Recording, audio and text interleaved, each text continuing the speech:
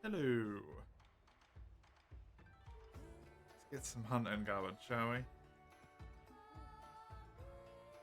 I've already pre-prepped and everything. I'm ahead of myself today. Actually prepared to stream for once, God forbid. My hope, my plan for the day is that I manage to get a decent chunk of the monsters done in this rank, because it's going to be a lot harder.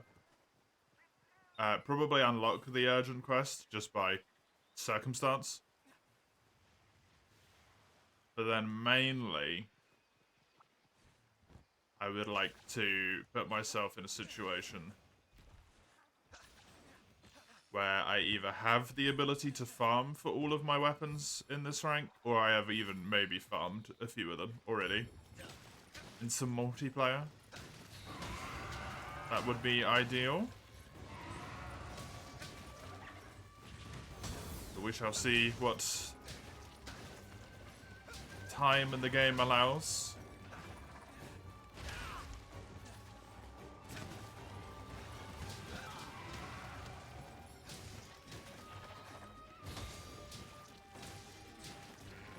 Because it would be a massive help to specifically the time component of that equation if I got myself a few higher rank weapons here.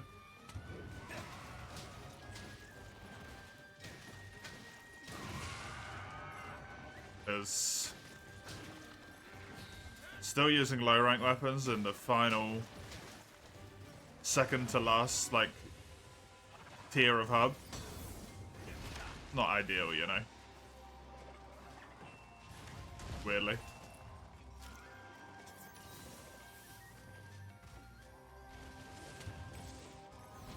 And I wasn't lucky enough with the claws again, ironically, from Mizu to get anything going there.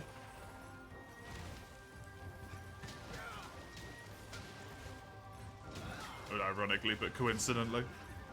More appropriate to say. Friggin' Mizu claws. I didn't break the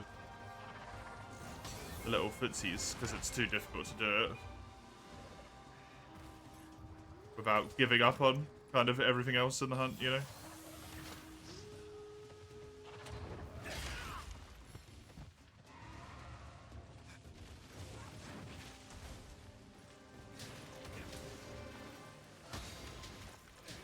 But apparently those are the mean drops in this game. They might be higher capture rate drop, actually. Which would explain why I've been running into a problem with them.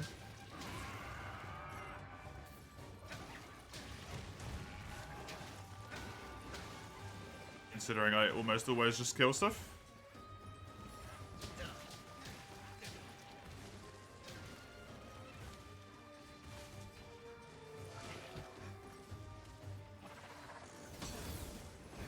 Dude, that attack. I'd say I got used to. I want to counter that in that exact way every time. I'm just getting punished for it constantly.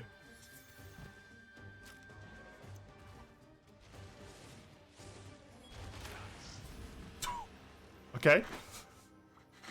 Yeah, that armor needs to happen and sooner rather than later, apparently.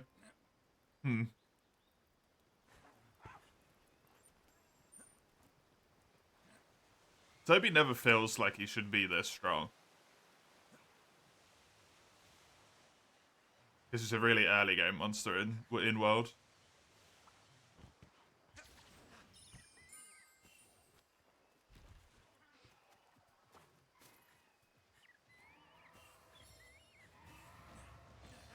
He's same tier as an ogre in this game.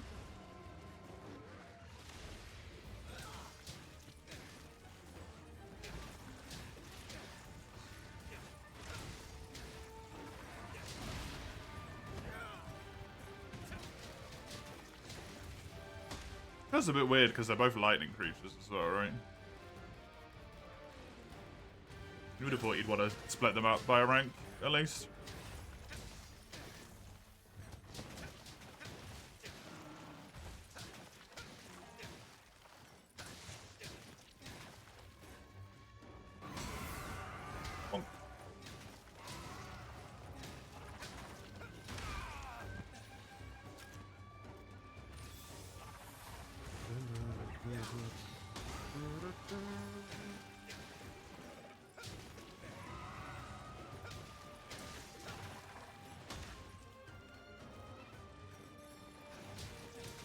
I'm really glad I switched to the blocking, the perma blocking.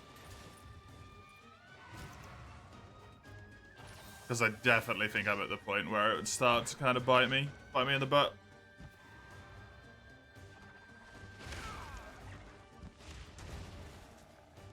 Ugh.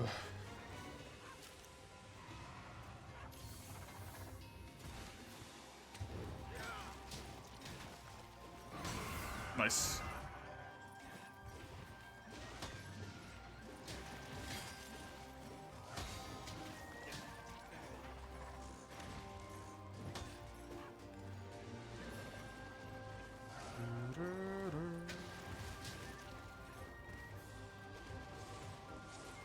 Should be able to do this here. It's technically a downgrade, but it's worth it for the refreshment, I think.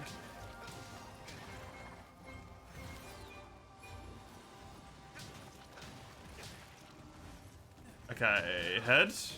Nice. Do want to try and get the claws, even though they're kind of a giant pain in the butt in this game. And also the tail.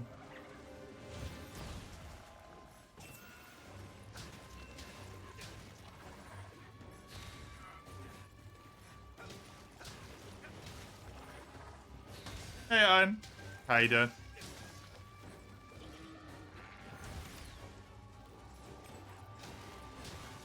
Good to have you.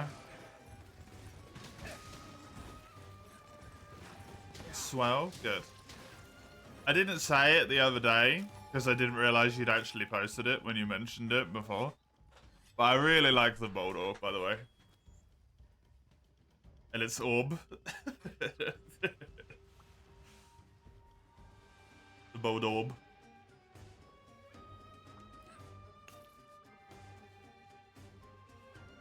Oh, it's ahead of you.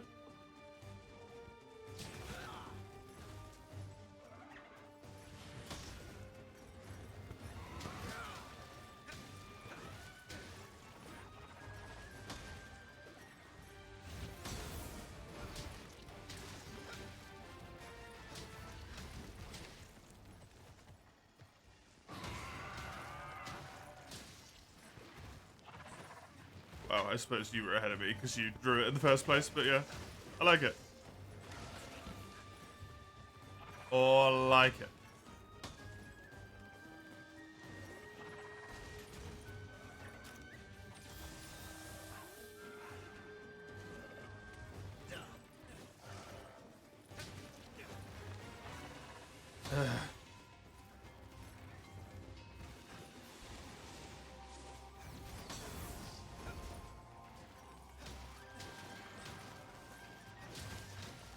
Have you stopped your procrastinationing now from playing Darkest Dungeon?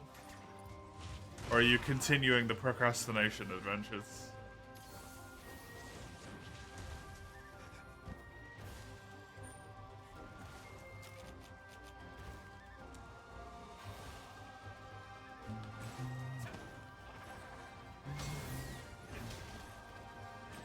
It's reverse. Darkest Dungeon's making you procrastinate from drawing. Oh my god, it does so much fucking damage. It's all been flipped on his head.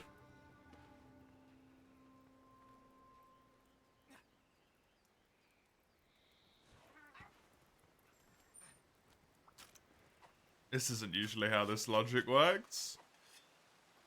The silver lining is you go back into Darkest Dungeon again.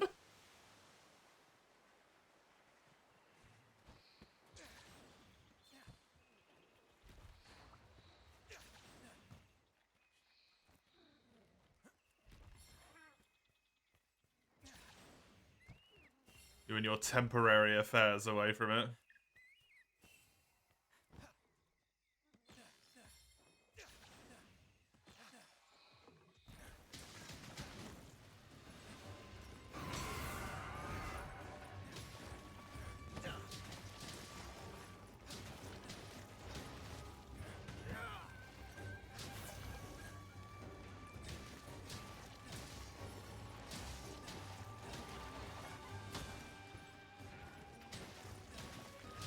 Fungal Scratch has been released. A Blight Mark synergistic hero. Inspired by the Weld Peeps. Right. The Trapper, right, okay. That's neat.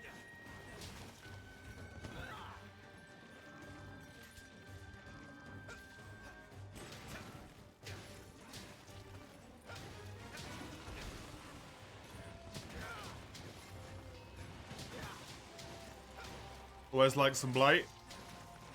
Good to have.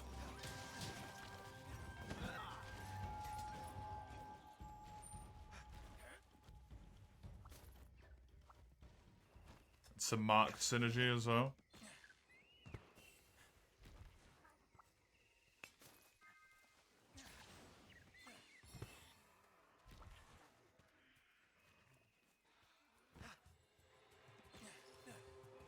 Bread and Butter deals either Blight versus not marked or damage versus marked, which is cool. Yeah, that's nice.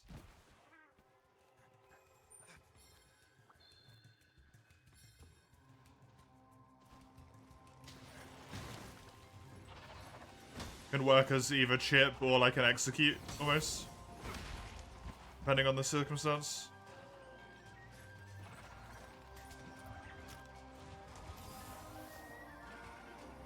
Instead of it just being, Mark is better.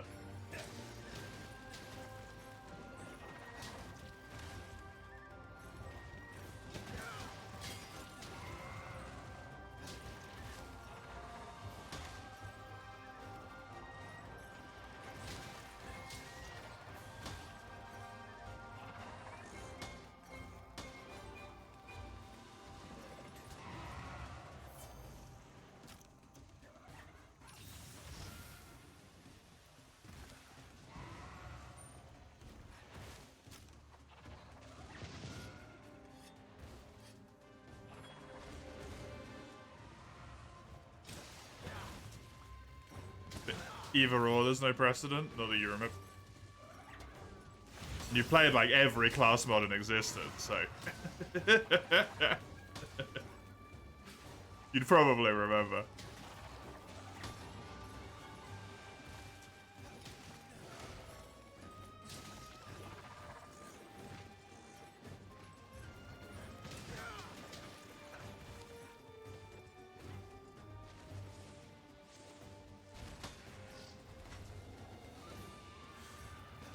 Most bonus effects go in the way of being win more, yeah. Yeah, it's really cool to have a variable like that.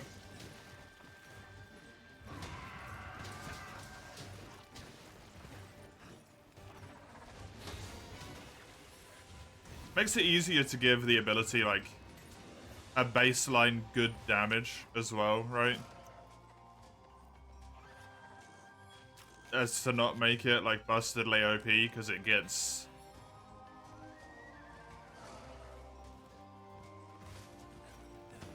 like the bonus damage from the mark. Or the mark damage becoming, like, really irrelevant.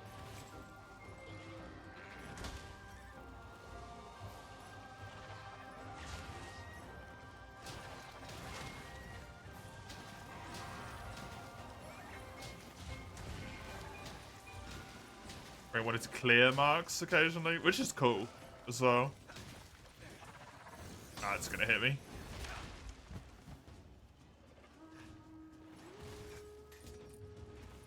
Incentivizes a consume mark user in your comp or something like that, right?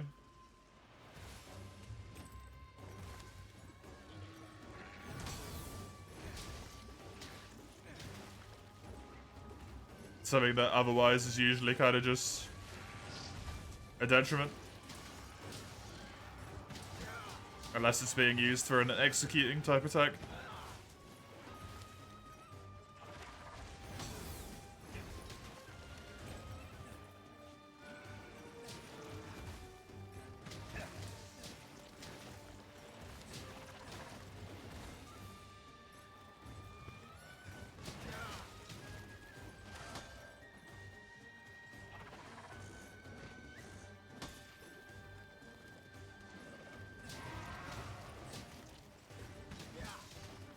this is taking way too long. For a fucking Toby Karachi. Oh my god. I've died twice as well.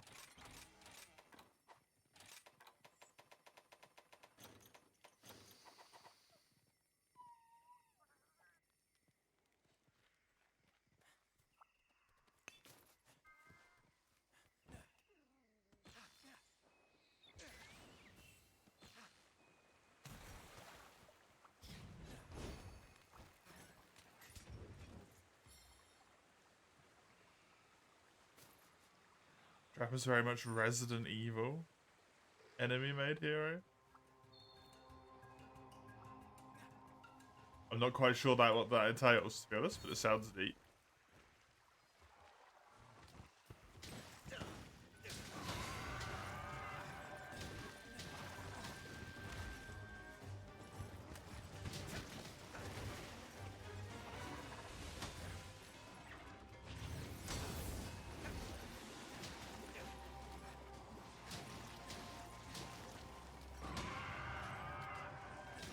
Right, from aesthetics? Right, okay. Just good aesthetic. Oh, you dick. That actually hit me. Damn.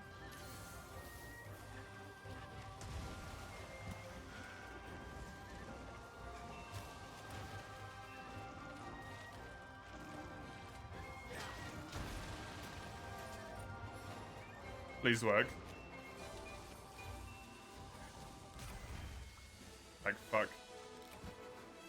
That was way harder than that ever should have been. Oh my god.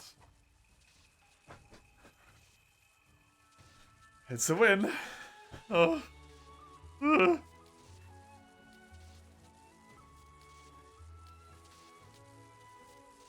I've struggled with Toby so much in my life.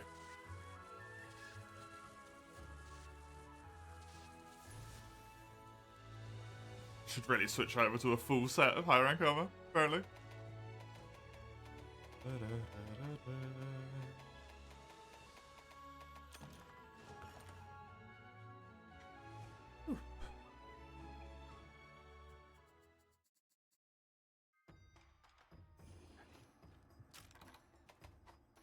Please. Please let me make the upgrade to the lance. Fuck.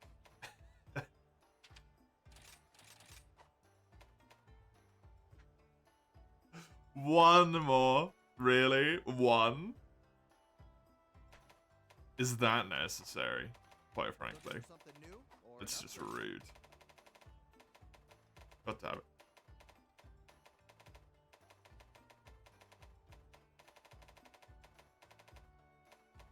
Oh, I really need these weapon upgrades.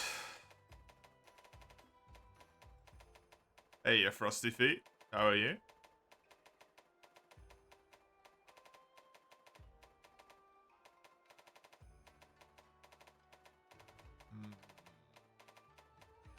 Shouldn't rush picking your gear.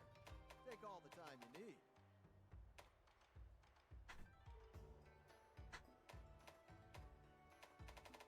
Hello, Wise. How are you? Good to have you again.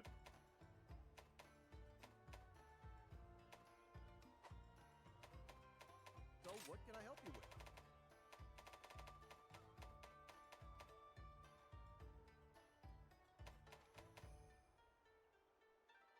You doing nicely? Good.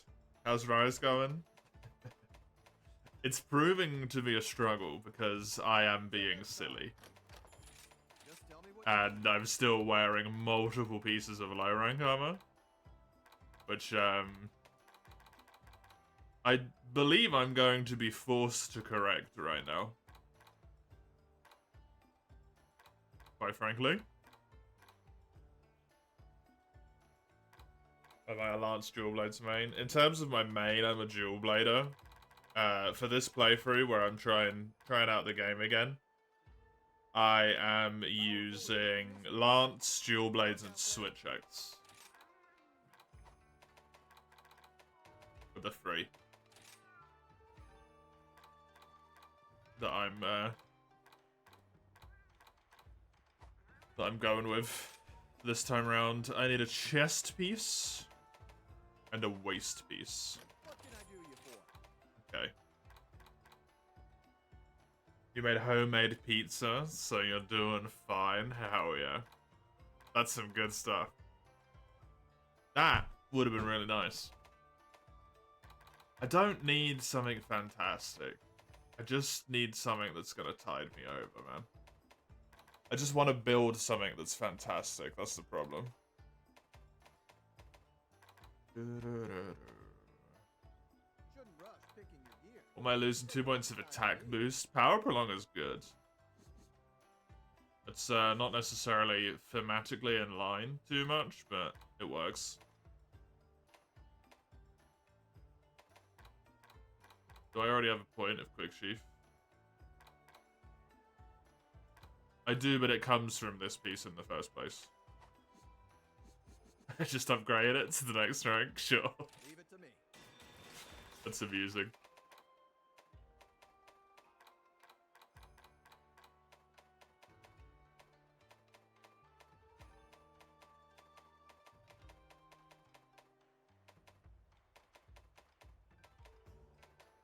Oh, it's straight money. Sure. Looking for something new? I'll do that. Upgrade.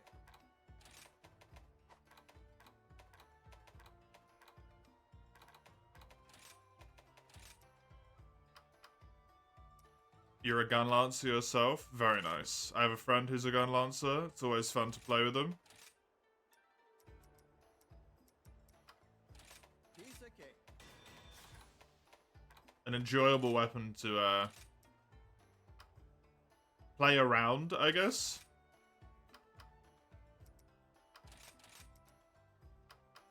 Feels very, very nice when you hear a wyvern fire coming and you manage to successfully dodge out the way of it.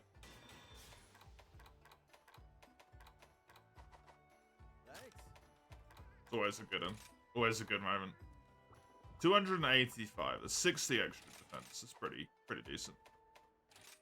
When did I start playing Monster Hunter? Ooh. A long time ago. Freedom Unite. Freedom 2 is my first game.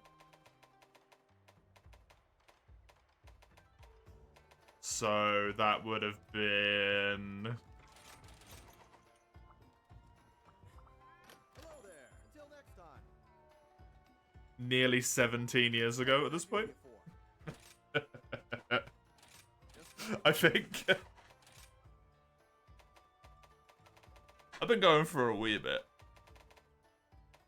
Just a little.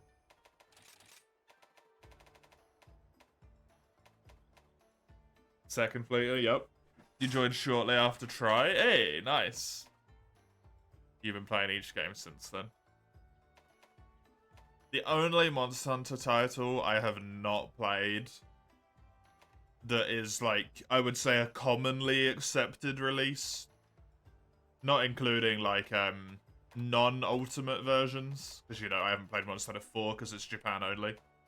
But I've played For You. The only one I haven't played is DOS. And even then, that's Japan only, so it's kind of a bit awkward. But I have played Portable Third.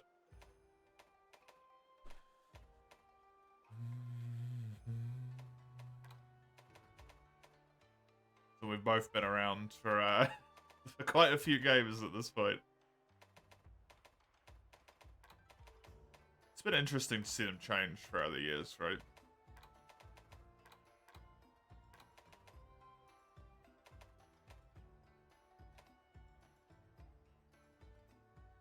Sure, why not?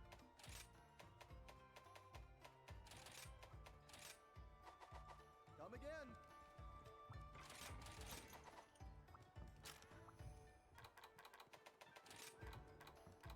again. More defense, but technically less damage. Relatively underground to Capcom's Golden Goose, yep. Yep. That turnaround happened in, like, the span of a single game as well, which is crazy, right?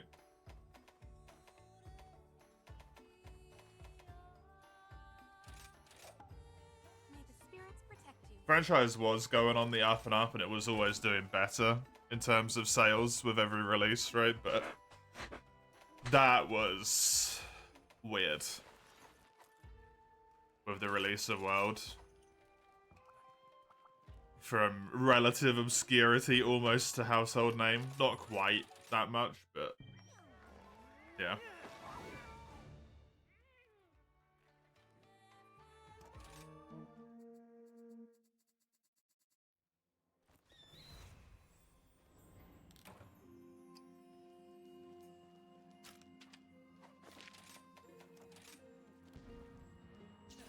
What came and changed hunting forever, for better or for worse? Yeah, heavily dependent on the individual for that one, right?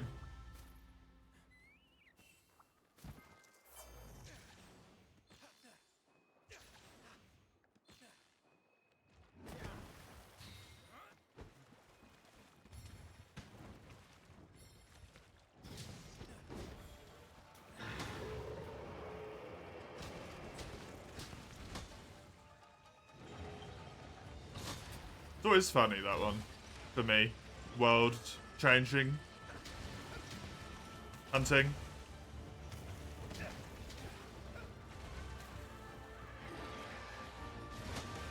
Because I think that, personally, GU had more of an impact. Generations and GU had far more of an impact.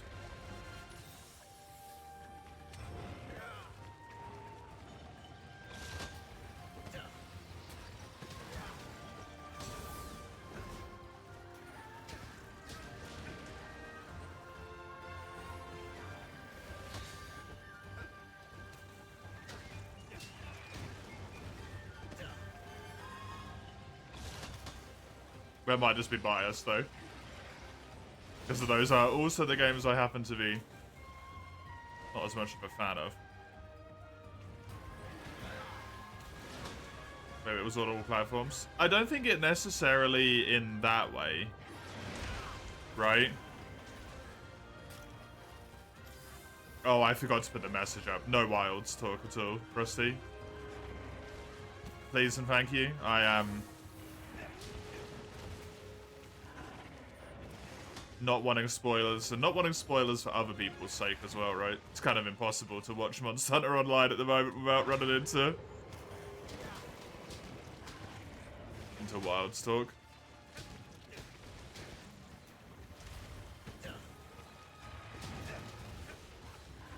We gotta keep a few safe spaces.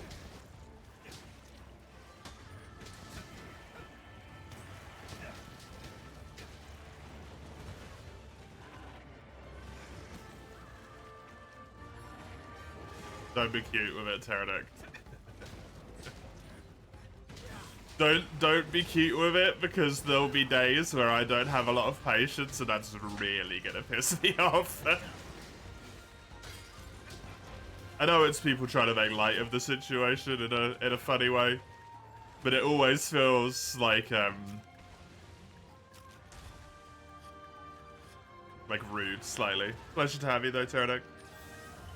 What I mean with Generations changing it, I think it more changed the fabric of Monster Hunter. In a way that I very much see World as just a modernizing of the game. To be a little bit more like fluidy combat and stuff, right? Because that tends to be how games are now, more so. I mean, look at Elden Ring compared to Dark Souls 1, right? The fluidity is an entirely different situation.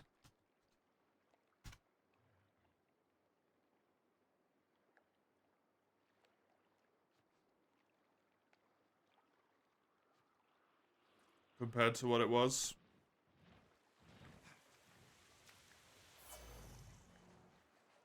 I think the addition of the stuff like more countering being available to a lot more weapons in GE.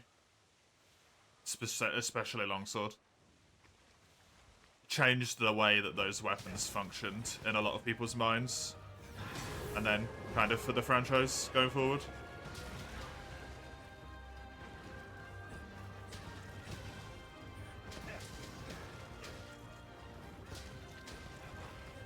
And then obviously World cemented it. But I think like World gets the blame, as it were, more than it should. And then Rise is just like GU2, so.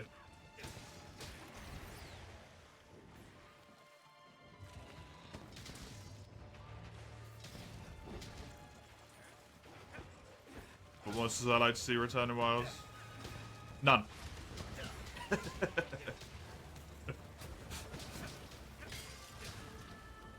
I want a new roster.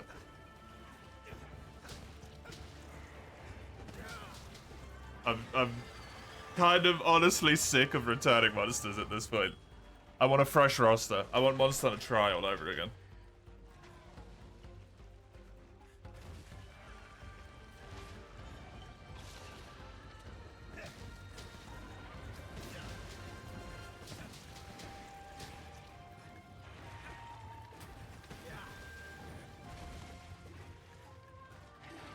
Favorite monster?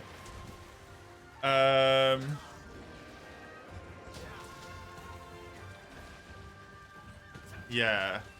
I'm always flip-floppy on this question. Because I'm never quite sure. Oh, hi, Aknasum.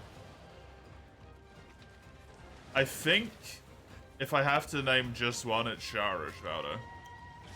The end boss from Iceborne.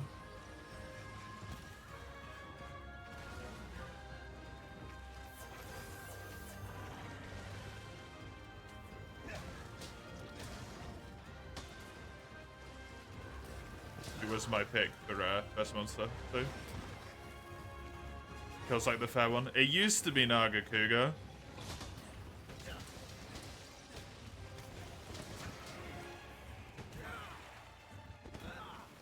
But as I've grown up, I've well, not even as I've grown up. As I've realized that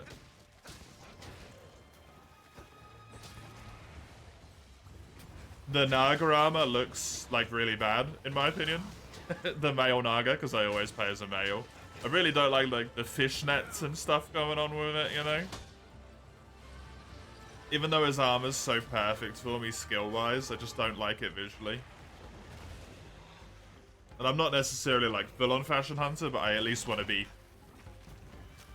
enjoyable to look at.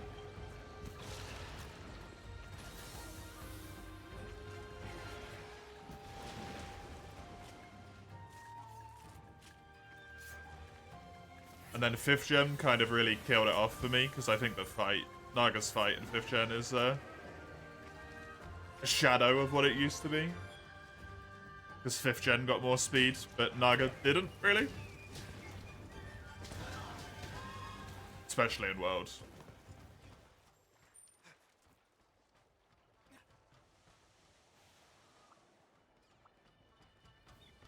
But yeah, for Shara, it's a lot of like, I think the design is really cool. I really like the music.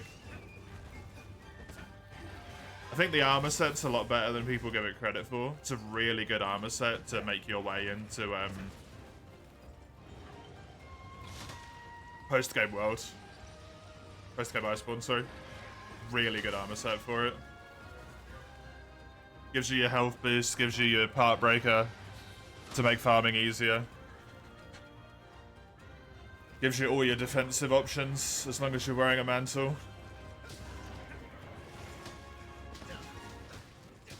Allows you to farm an armor set that might be a little bit more damage focused or more to your exact preference, right?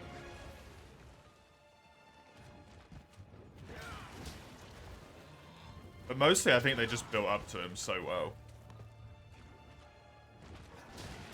I think they built up to him so well in World. With the song playing multiple times throughout all of Iceborne, you know. Literally right at the start of Iceborne.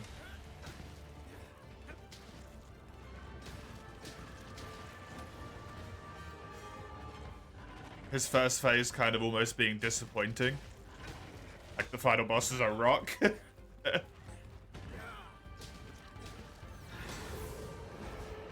And then realizing there's something underneath and then getting excited again. And then that fucking monstrosity comes out of it. Oh, so good. So good.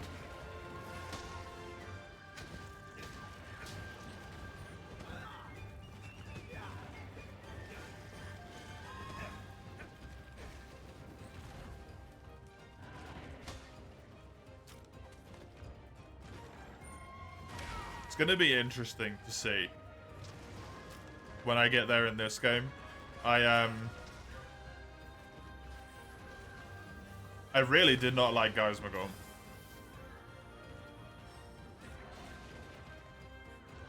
I still don't like its name. It feels like a wizard. Great wizard name. Guys Magorm. Wizard of Space and Time. I feel like my opinion isn't gonna change on that fight, but I hope it does.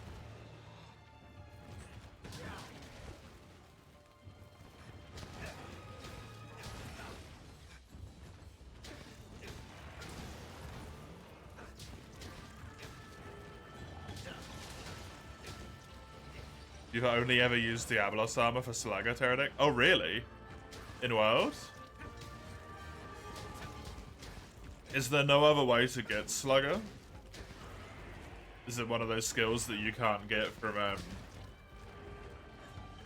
from charms? Like the fancy charms that give you the big skills?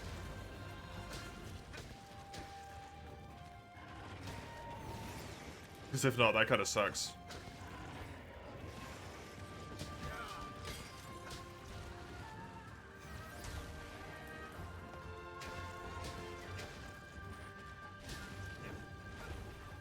You've yet to kill the 2 black dragons, Rusty? Oh, really?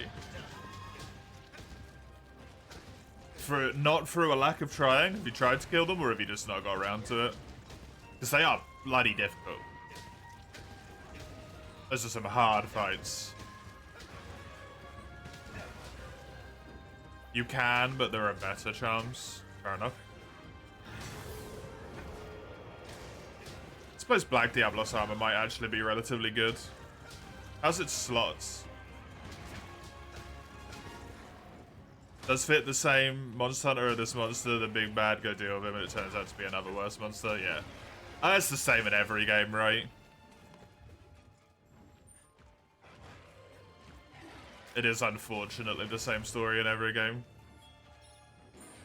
But I at least feel like in, I feel like in World, not in Base 1, in Base 1 it was exactly the same. But in Iceborne, they improved upon it by at least sprinkling in hints towards the creature that you couldn't have known until you fought him. Obviously, with the song and stuff.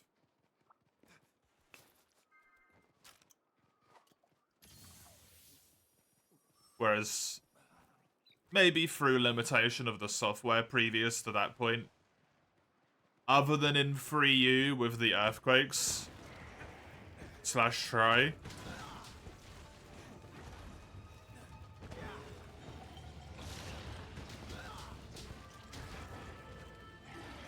it's mostly always just been like tiny little bits of voice dialogue, right? You could say unfortunately it's a simple narrative you can respect. I only mean unfortunately in the way that it's done almost exactly the same way every time. I like the narrative through line of like, it's a monster, oh no, it's a worse monster actually. That I don't have a problem with. I don't like that it plays out the same way, right?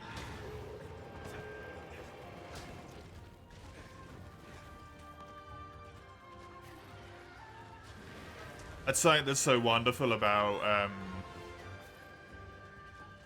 4's story, Monster Hunter 4, Monster Hunter 4U, the low rank story, in my opinion, is it plays out differently, right? It's basically the same thing of it's a monster, it's a worse monster. But technically it's the same monster. It's just enough.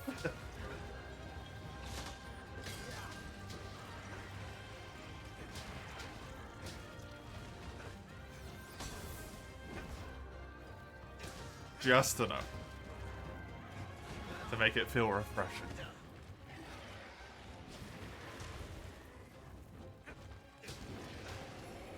You didn't learn to double tap, yeah, exactly.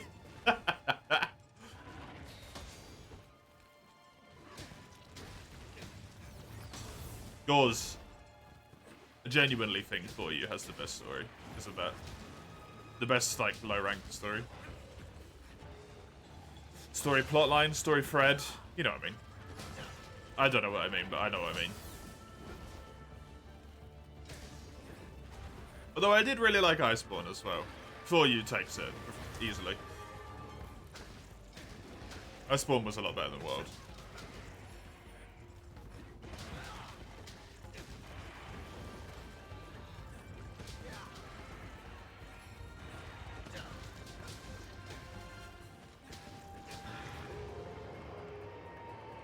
You've never played a Monster Hunter game for the story? I've never played it for the story, but I appreciate the story while I'm there, you know?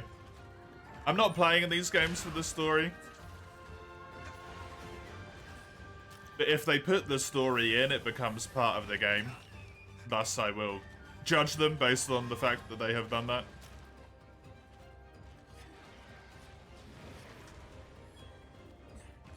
Because if you're going to put one in, it either needs to be mediocre and irrelevant, or it needs to be good. I think in a situation like Base Rise, where I genuinely believe the story is actually bad in Base Rise, it hurts the game.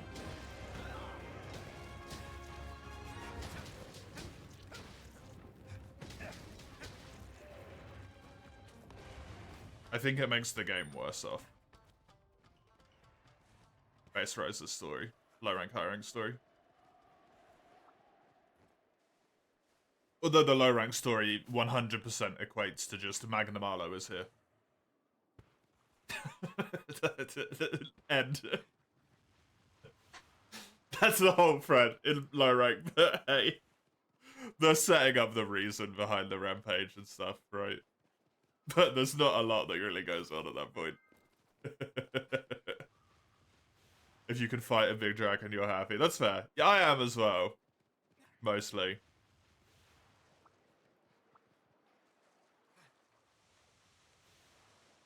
You're not expecting Shakespeare, but you'll read it and pay attention. Yeah, exactly. Because that's part of the reason why I love Shara so much, is because of the story build-up around it.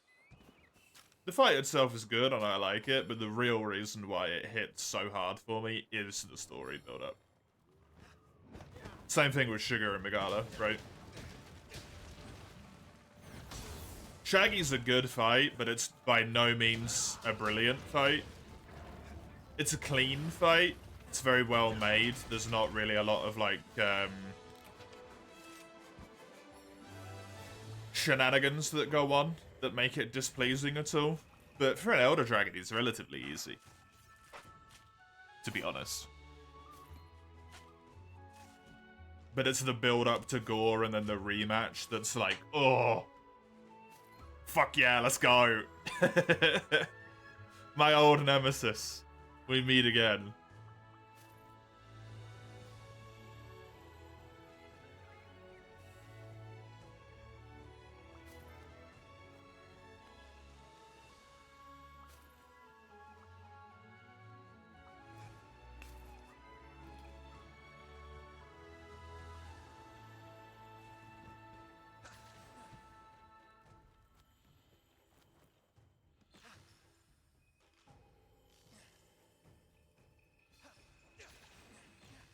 This franchise has been part of your life for so long, it's hard not to be invested in what is in your opinion, your favorite fantasy world. I have to agree, yeah.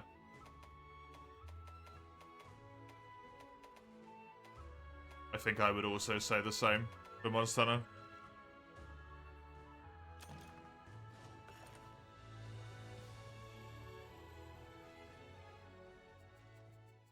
There's so many questions with the Monster Hunter lore that just don't get explored, and I quite enjoy that. Even though I would like answers.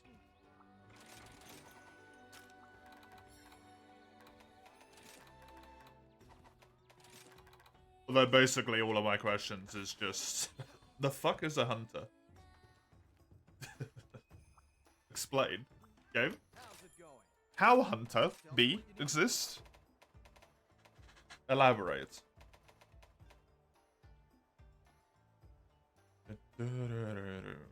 Anything you like about the lore is Granny calling Kazu a dick and a mission log. Does that actually happen? Oh, Granny. Get it, Granny. Gotta love Granny. Looking for something new or an upgrade? What monster you feel is overrated doesn't deserve all the attention it gets? Easily Zenoga. Easily Zenoga. By a country fucking mile. I love the guy, he's great, he's a cool fight. He's a good fight. Come again. He really is. He's fun. I got everything you I need. don't think he's so good that everyone needs to cream their pants the second Zenoga appears on the screen.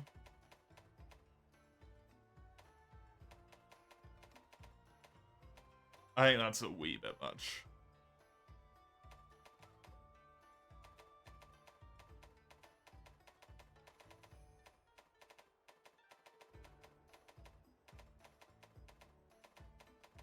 But in all truthfulness, that might just be the fact that I'm kind of sick of him being in every game talking.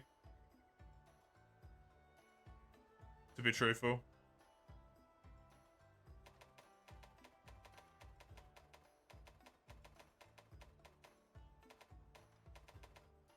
I feel like there's so many monsters that haven't had the time to shine in Monster Hunter that could have come back and could have been really good monsters. Kurapeku's a great example, right? It's not a monster anyone really tends to give a lot of thought to, Kurapeku. Poor little guy gets ignored quite a lot. Would have been a brilliant monster for Monster Hunter World, but we got Zenoga. Kuru would have been a great monster for Iceborne.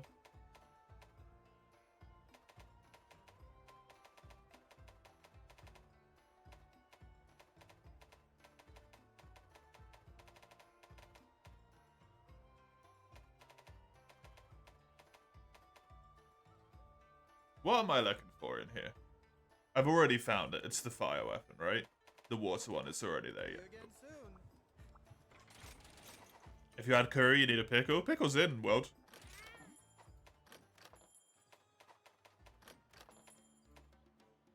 So it would have fit, right?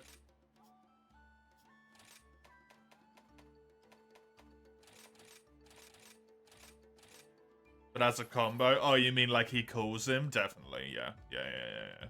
I'm with you. What would you like to do? Agreed.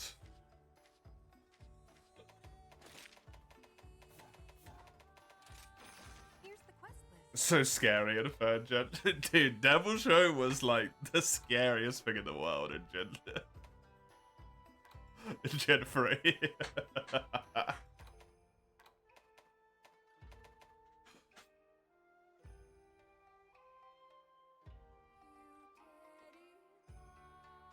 I could never play online in Monster Hunter Tri, Good luck out there. so I never experienced Devil Show and Tri. For You was my first experience. And him jumping out of that little area in Moga Woods and just obliterating that Jaggy was like, oh shit. We're serious now. This guy isn't messing around. Just one shot's great Jaggy. It's like, oh, okay. Cool. Yours is possible, you never played Free U or Try. Free U's a bit of a tough game to get a hold of at this point. But as long as you don't despise Underwater, like even if you just dislike it, I would highly recommend Free U as a game. if you have the willingness to either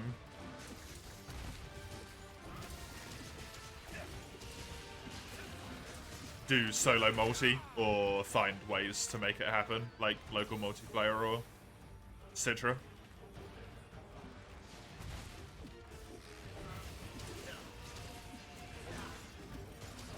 Yours would have to be Nergy. You don't see the appeal. It's got some interesting biology, but his fight's pretty dull. His design boils down to Angry Hedgehog. Was okay as a flagship, but he didn't go very well with you. That's fair, yeah. I can respect that as well. I like Nergy, but I don't really think of him as a particularly fantastic flagship monster. The world. I like his colors, mostly, to be honest. Like his bits of purple and stuff that he's got on him. It's nice. If you have a 3DS, you don't want to play it solo. Yeah. And unless you have a PC that's good enough to run good games, you're a bit out of luck. Because Citra does not emulate well on either. Sorry, FreeU does not emulate well on either Citra or Semi.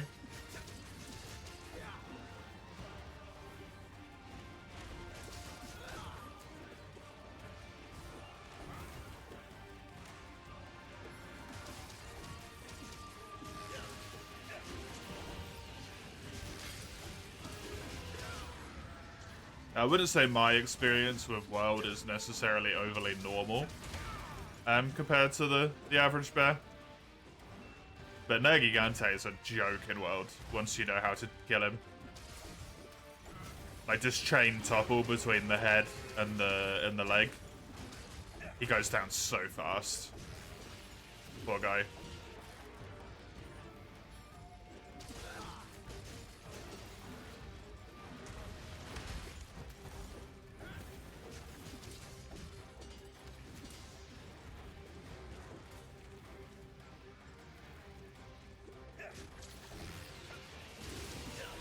I was gonna charge up in a minute. Yeah, there we go.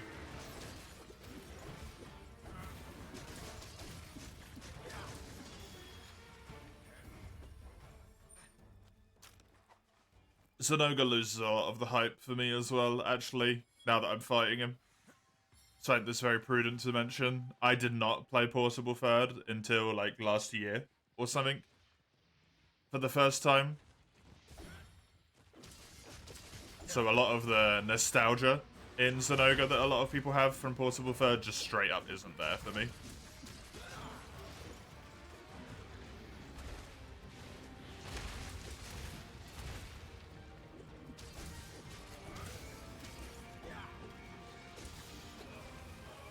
Which probably does inform that opinion, at least a decent chunk.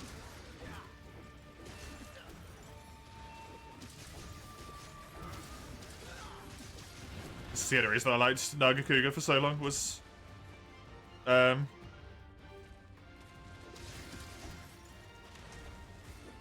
nostalgia.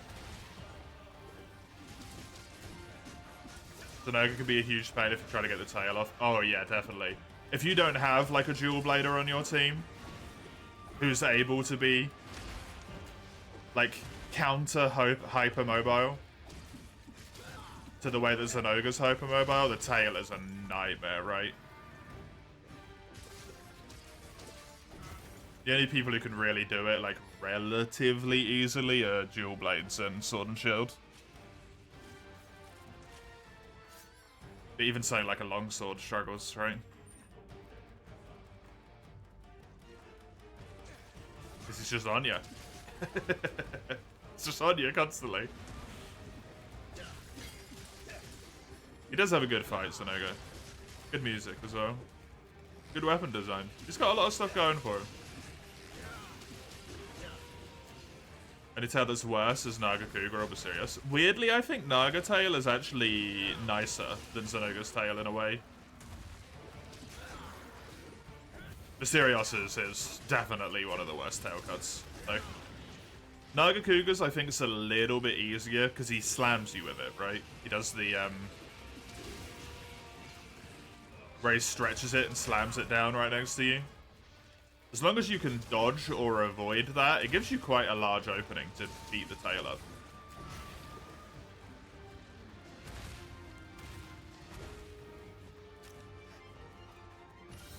Made slightly suckier by the fact that it's got two break thresholds for a break and then a cut, but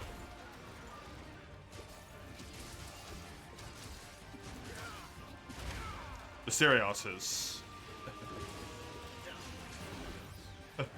Viserios's tail cut is so bad I didn't even know he had a tail cut until 4th gen.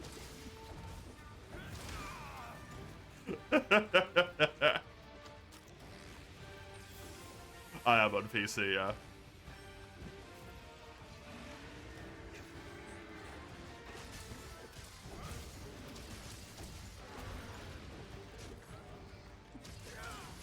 I just have it capped to 60.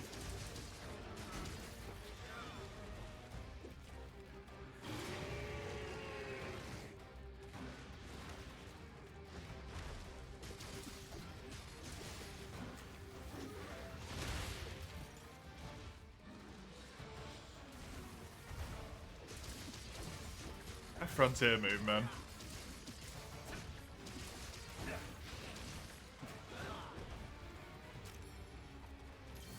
It's so wild to know that that move came from Frontier now. Oh, hi, buddy.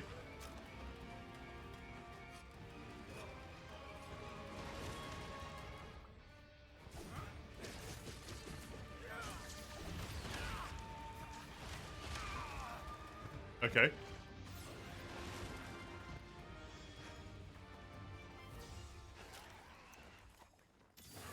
Yeah, that was really kind of you, but then really rude of you. Naga. Tail looks so stubby and his body's so hard, yeah. Yeah.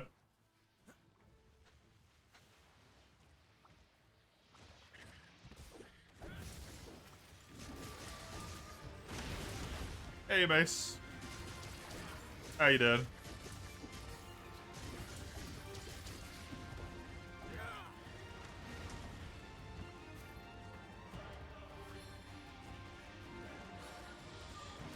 Speaking of Naga, yeah, you chose perfect timing to appear. Welcome, Eugene. How are you? You're okay? That's better than it normally is for you on a Sunday. Me? I am not 100%, I can tell you that much. You could probably hear that.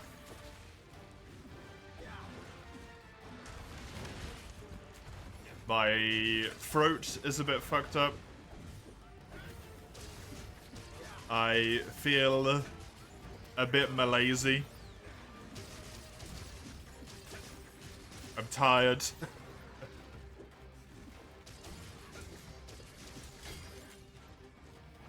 I'm glad, in a way, that my feeling ill has prolonged itself long enough that it seems like it's gonna hit tomorrow, my day off. But also, like, my day off, man.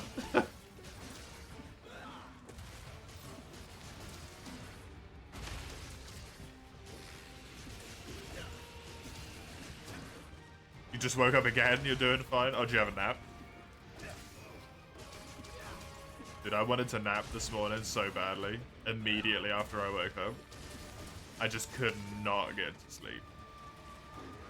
I sound dead inside? I'm not dead inside, I'm just, my throat's just torn up. From acid and, from illness at the same time. Stomach acid, that is. I haven't been taking acid. Or someone preemptively mentions that one. What's getting sick? Can you eat that?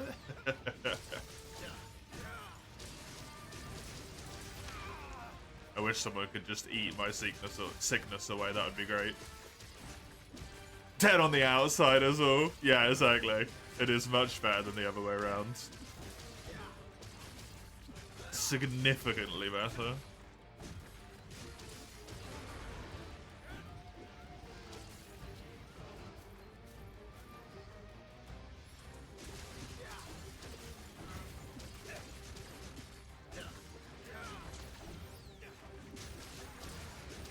Yeah, I'm alright. The small fuckers inside of you try. Okay, outside of my immune system.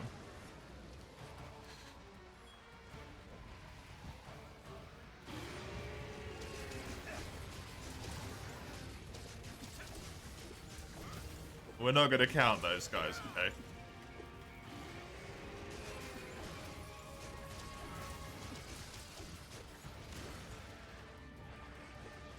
Sometimes they need a little bit of help. What do I think of Rathalos? He's fine. I think he is a very appropriately good monster to have as a flagship for the series. Personally. He's not too difficult, but he's just difficult enough that he usually always kind of makes you try.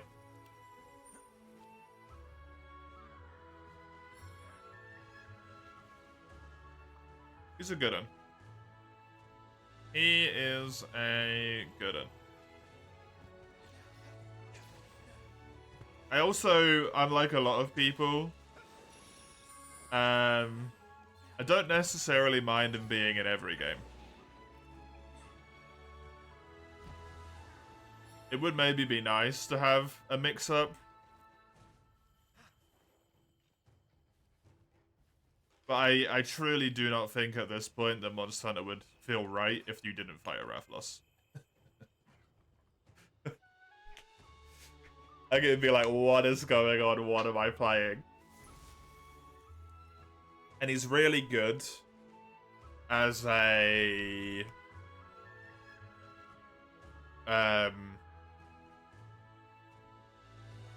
don't want to phrase this. Like a threshold type monster. Right? You know you're getting to the serious stuff when Rathalos appears.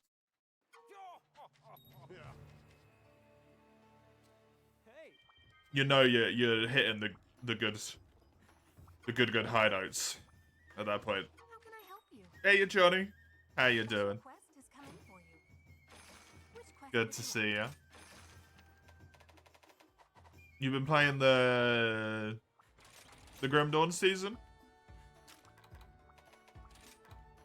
You mentioned that you might want to go to it. You have? Hell yeah. You've been having fun? Hello there. Looking for something new or an upgrade? It's been good? Good. Good.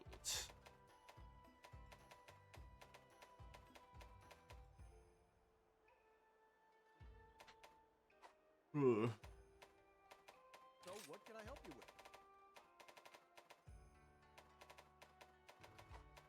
Just tell Did I me what not you need. build a Zenoga Lance? Am I losing my mind? No, but I So what only can I built Zenoga Doolies. Huh. Looking for something new or an upgrade? Didn't get horny.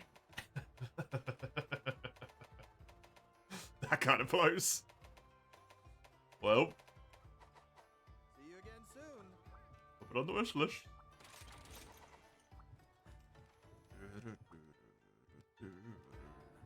No charge blade on the weapon redeem. There is not, no. I have a special quest for you.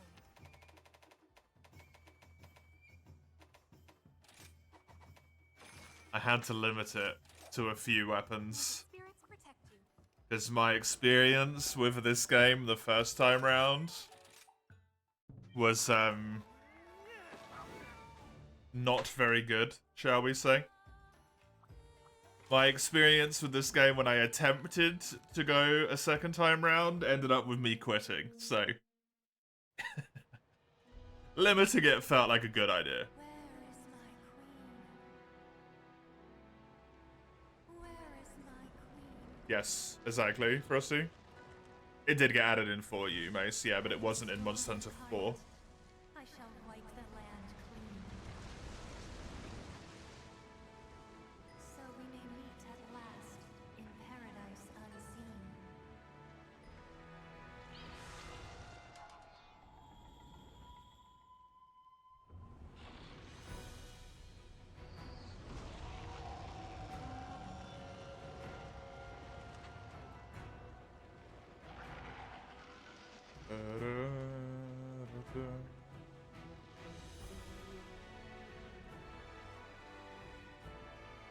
You actually quite enjoyed Rise till the horrific grind at the end. Oh, with Sunbreak? Yeah, that was a hell of a choice, right? That Sunbreak grind is someone else.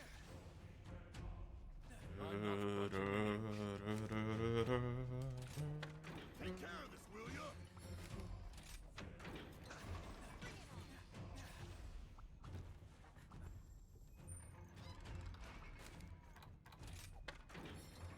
We won't let 'em through. Thoughts on the Serpent duo? As fights, they're okay. I think they're about what I would expect, to be honest, for a stereotypical, like, more... How do you want to explain this? Where am I at, brain?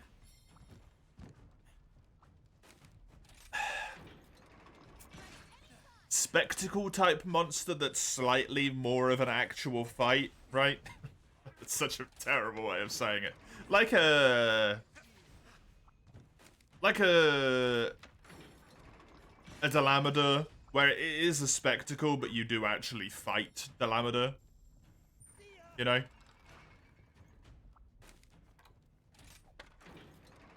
Jen's mainline, Mace. Jen and Rose are both mainline. They're both acceptable fights for that. The story behind them I actually detest. I think it's the worst storyline they've ever made in a Monster Hunter game. With them having resonance with the twins and taking over their bodies.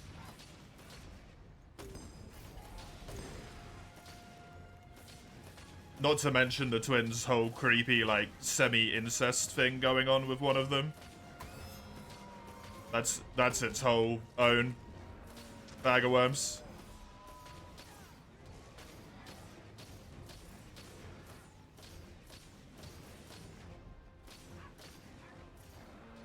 Astounding.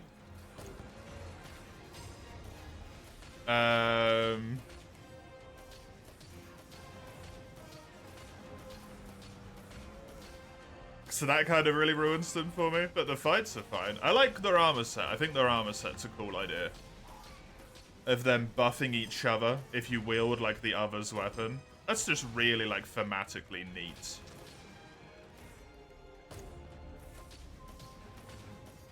I'm also really annoyed that they made them evil.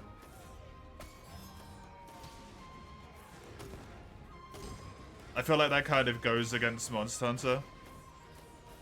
Personally. Like, the very nature of the monsters. Other than Fatalis, they're not really meant to be evil.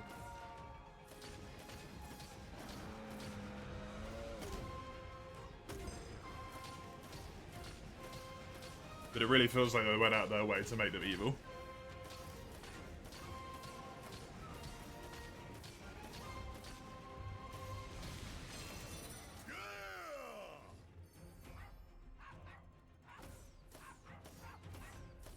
With, like, we'll rend the world clean and all this stuff, right?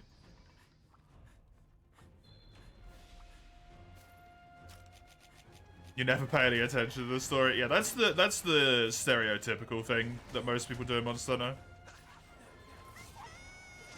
For me, if you're gonna put story in your game, I'm gonna pay attention to it.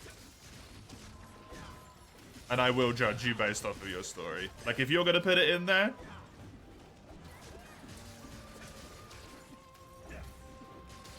then we have an accord that, you know, your story is now part of your game.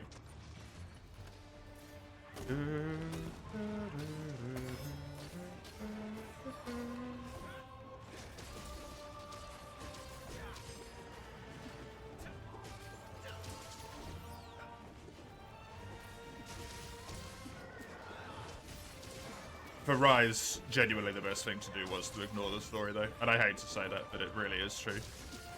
Rise's story is, in my opinion, nothing but a detriment to the rest of the game.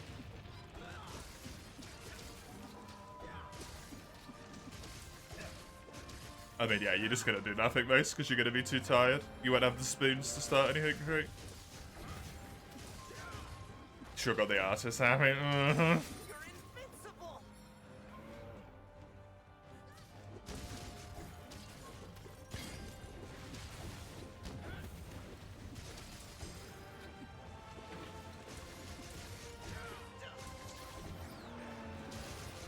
Eastern deity look is sublime.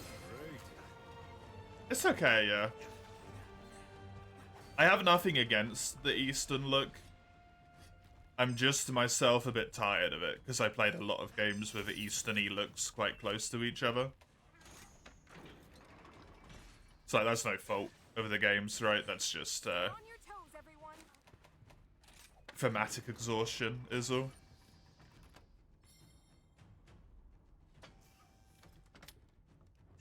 You keep wanting to play Rise and then remembering these tower defense missions. You only need to do 2 of them. Or like 3 of them, I think. Yeah, you do 3. You only ever have to do 3, Darkshrine.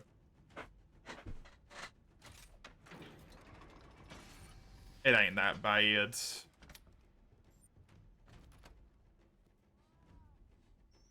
Don't know if that's gonna work from there, but you didn't mind the Rampage quests? I don't mind them, I just think they're a bit boring.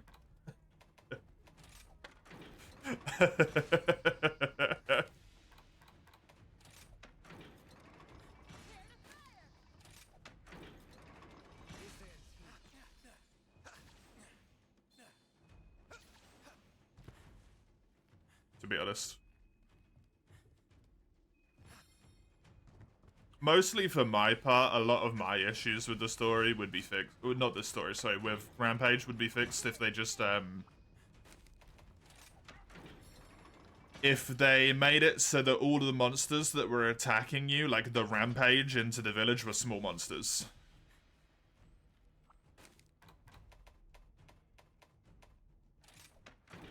Because I kind of think it's just, like, thematically really illogical.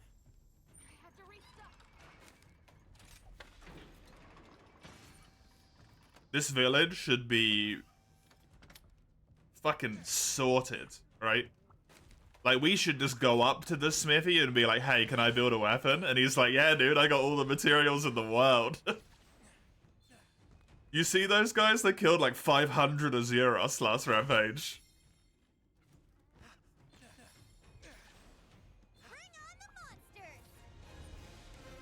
I just think that thematically would have been better. But that's personal preference, you know.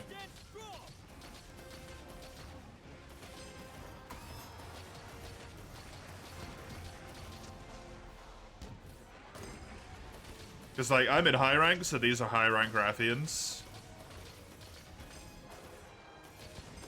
Now, you can argue that the monsters run away. They don't die.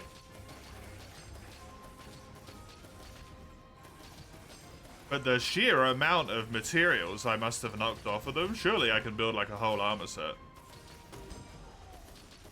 Just give me high rank Rathian armor, like, right now. Gimme. I need it.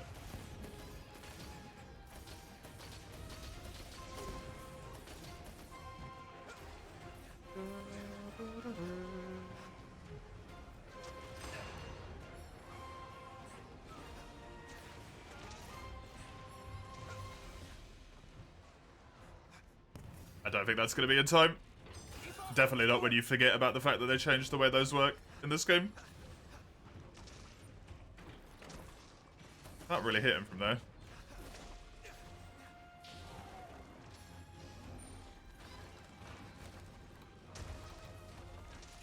Watch a master at work. Let's do this. Someone wants just the occasional large would have been cool. I just think it would have fit Rampage is nothing to fear. better. Everything I've ever taught you, keep it strong.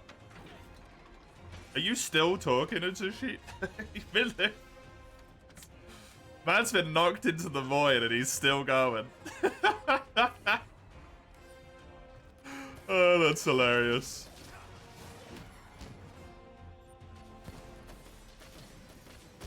Boring until the Apex comes in and one-shots all the barriers. Yeah, I really dislike that, man. I really would have liked to have been able to fight the Apex at the first barrier.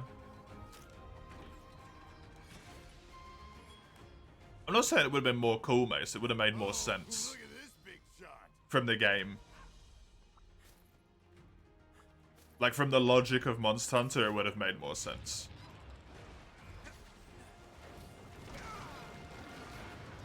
I'm not trying to make it cooler, I'm trying to make it more logical. Because for me, that's a big part of the game. Right? The big part of the game is how much sense the game makes within the rules of its own logic. That has been set up through its lore, through its story, through its whatever. Big reason why I'm not a massive fan of GU and Rise is I feel like they completely disregard the logic of the franchise to do what they want to do. Which works great for more action-y based games, but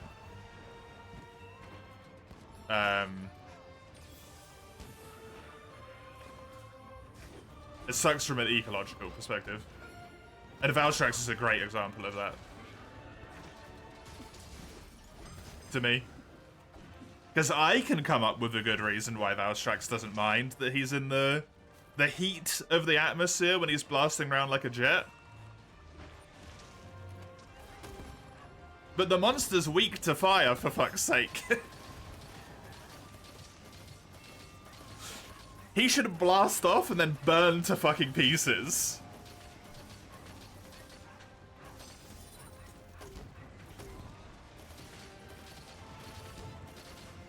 Weak to everything. It's not weak to dragon.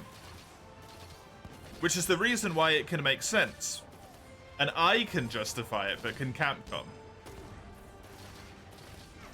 Because if he's not weak to dragon, he can cloak himself in dragon element.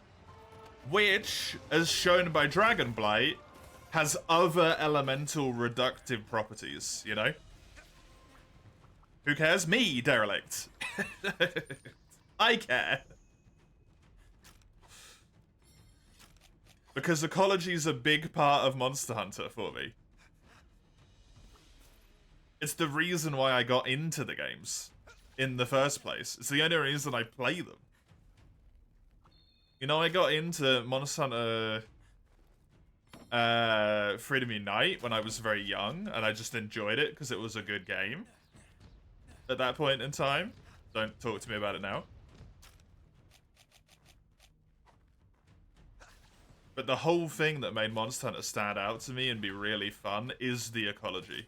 And the fact that stuff makes sense in of the game's rules.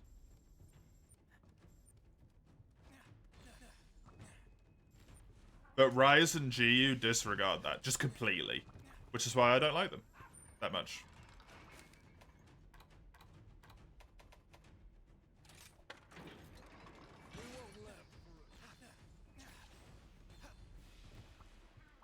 Not because the games are bad, right? It's just because they disrespect what I enjoy about it. Rest well, Frosty Feet.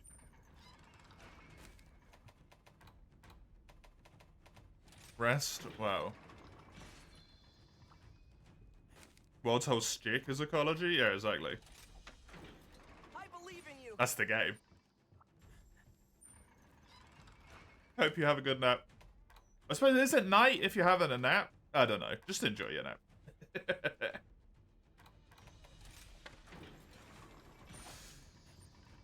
You was really excited the Rampages the first time, not knowing what they were. We just have to get through this. Yeah, and then it fell off. I can understand that.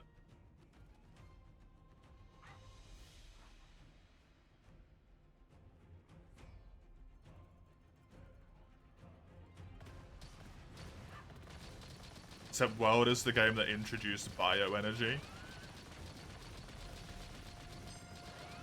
You know what the funny thing I think about that is? I do agree with you that the term bioenergy is not very good. But I truly just think that is them replacing the sentence structure of saying these monsters are consuming each other for power, right? Because that's what bioenergy is.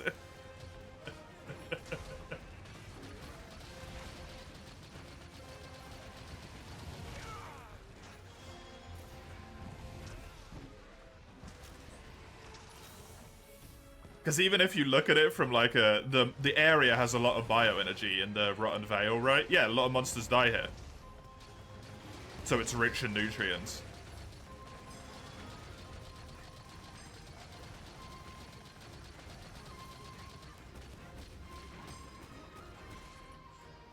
Like, it's really dumb, but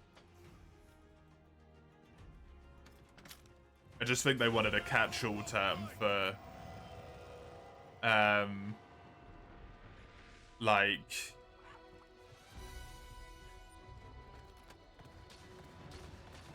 ecological diversity, right? Basically.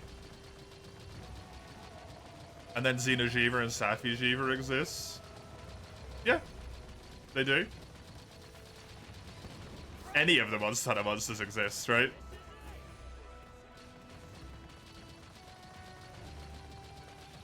I mean, if you really kind of want to take it to that extent, literally any Monster Hunter monster makes no fucking sense. You're too fast. You gotta be willing to accept some level of, what's it called? When you willingly disbelieve something because it's a piece of media. That, I can't remember the term right now.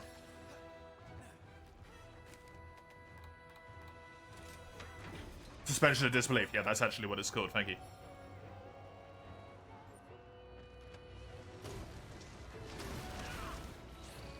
Because this is something I truly believe about Monster Hunter that I don't think a lot of people put thought towards. The guild doesn't know everything. They act like they know everything, and they definitely shouldn't. They don't know shit, man. Xeno'jiiva, they don't know how its power works. Bioenergy. They just don't know. But they don't want to be like, we don't know, because they're the lead authority on monsters in the world, right? They can't just go around being like, we don't know how this shit works.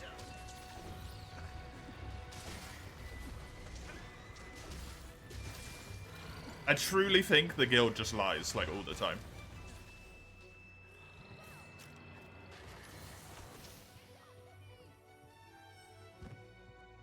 And they are, what's it called? Like a false narrator? It's something along those lines. I can't remember the term for it right now. But just because it's said in the game, I don't think you can trust it. Unreliable, thank you. Protect that gate with your life! But I like it when they at least try to have an explanation for it, be it fake or not. You know?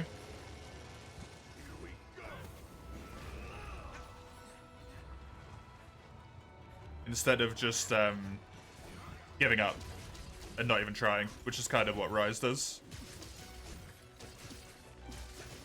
And what Generations Ultimate does. Like, they just don't even try and explain things, bullshit or not.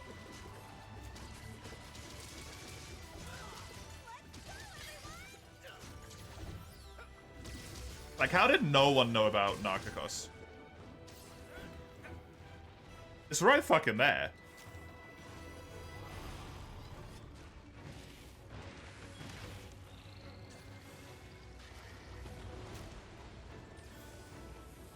I know it's in a cave, but like... it's kind of really obvious. They must not get through! World is specific, they're cut off from the mainland's huge libraries and such. Which is fair to some degree, but also, like, how many scholars do they have?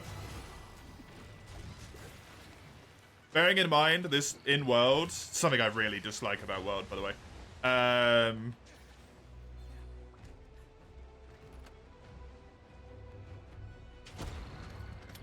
They literally did not know what a pink Rathian was. Until we had seen a pink Rathian. We picked up a pink Rathian scale, and the only thing they said is, wait, what? That's not possible. That's all the handler says. No one else looks at it and just goes, oh yeah, it's a pink Rathian. It's a Rathian scale, and it's a pink Rathian. Like, they're really stupid in World for the sake of the plot. Sometimes. It's actually a massive detriment to that game, in my opinion. But yeah, different people have different tolerances, right? Different people have different tolerances of different things in games.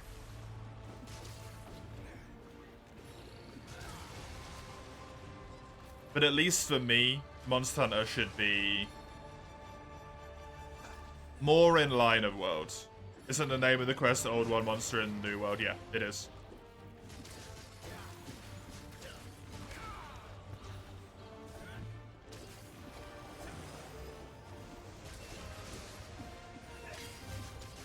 Plus for Rise, though, this Proof of the Hero theme is easily the best one of all of the new remakes.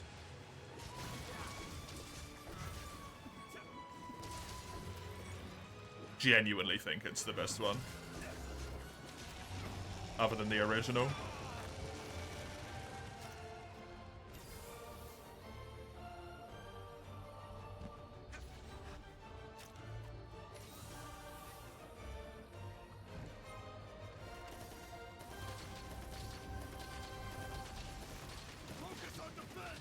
More of a how did you get here as opposed to not knowing what it was. But they act like they don't know what it is, right? They make you still pick up tracks for it, Darshrine. Like, literally, as soon as I saw those tracks on the floor, I went, oh, it's a Pink Rathian. The way they show it in the game makes it seem like they don't know what it is, rather than they don't know how it got here. Because they could just be like, that's a Pink Rathian, but it shouldn't be able to live here. There's no environment that would support its, like, ecological development. This doesn't make sense. And then you go through the tracks and pick up all the things. You know? And then at the end of it, they're like, oh shit, the Coral Highlands apparently is an environment that can support this subspecies. Let's go. And make you pick up the tracks to the Elders and Nergi too, knowing they exist. Yeah, it's a genuinely really weak plot point of the game. I think it's one of the biggest problems of World is the track collecting. For story reasons. It's terrible. It's just to slow you down and pad the game. That's it. And it hurts the story as a whole.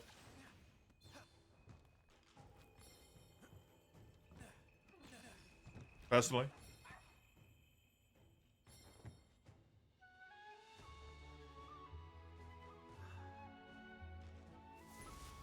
The new shit was there in the sense that someone kept shooting down airships, not that it was a necromancing squid. Necromancing, it's actually a good way to put it, yeah. Hey, Kami, welcome. Took care of it, did ya? Good work. They're called the Wind, the Calves, Windsurf and Ibushi. Yep. You know.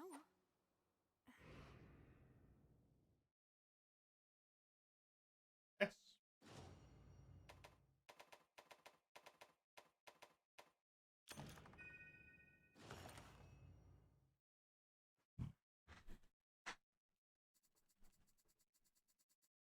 Yeah, unreliable narrators, something I really love as well, Remhard. Hey there. And obviously, like, everyone's open to their own interpretation of games and all that stuff, you know. Here's the quest list. What I think isn't the truth, it's just my opinion.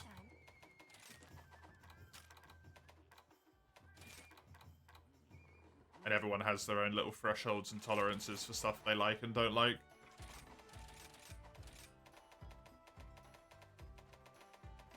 It is of my opinion that a large part of the reason why Monster Hunter has the audience it does is due to its ecology.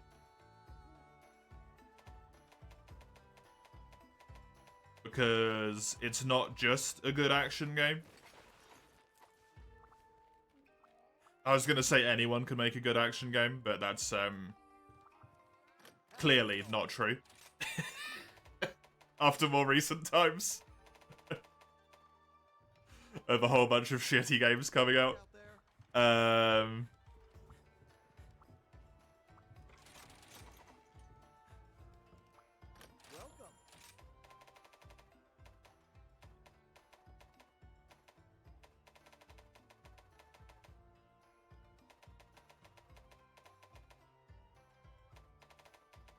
let me just think here for a moment what I want to do. I have Rathalos as well, right? Potentially, yeah. Let's try and do a See you Rathalos. again soon.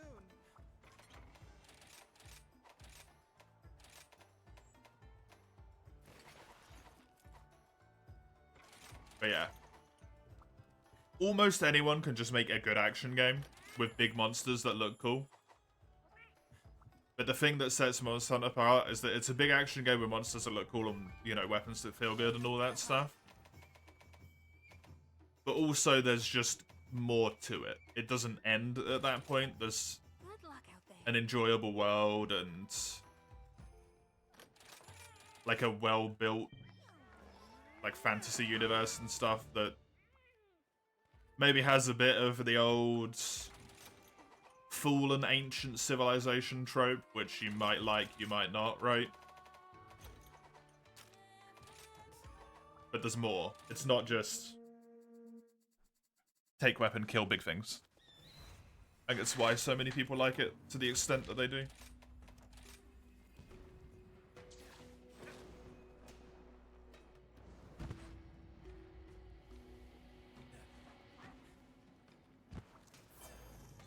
I think every Monster Hunter game since the beginning of existence has an unreliable narrator.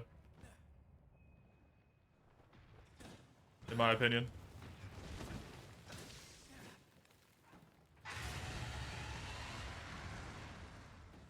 Like the tower in Monster Hunter... It's in this game actually, right? The tower?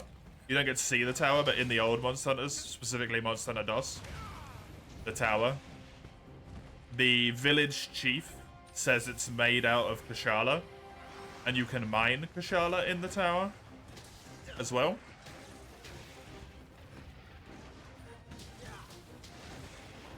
But even as old as Wyverians get, that tower was made long before that village chief, so it's been handed down through time over and over again. It's a long tale that potentially kind of just became like a tale to scare children at night, you know? That big creepy tower in the distance. It's made of Elder Dragon flesh, you know? Like, it's a forbidden place, don't go near it.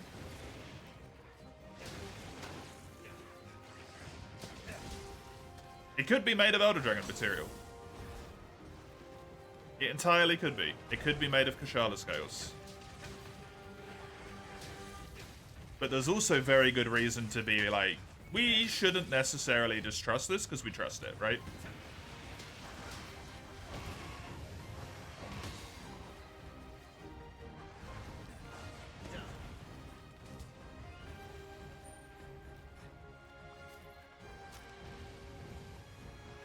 You have a weird conspiracy theory that Xeno was a one-off mutation of Safi, which explains why they look so drastically different.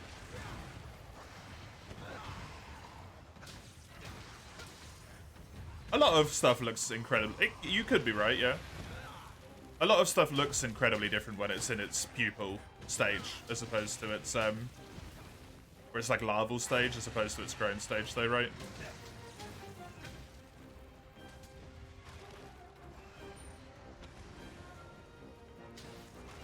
Isn't there some, like, crazy shit? Like, you can actually see Safi's eyes under Xeno's, like, glowy skeleton, if you look hard enough. No, Atalcard's a Neopraetorian. Eugene.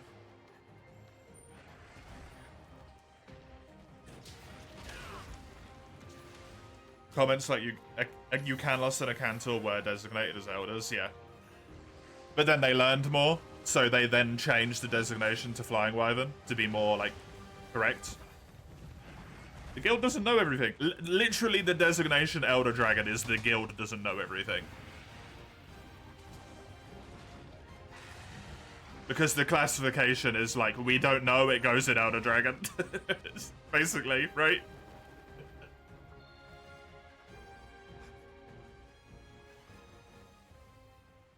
That's why Kirin's an Elder Dragon, because they just don't know how to classify it.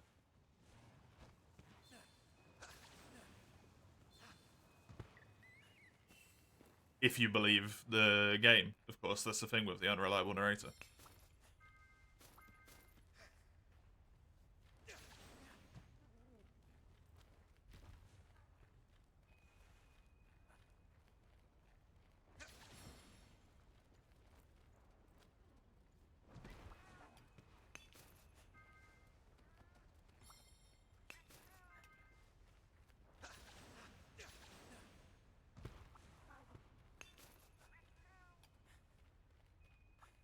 Like everything in the world, it's very individualistic.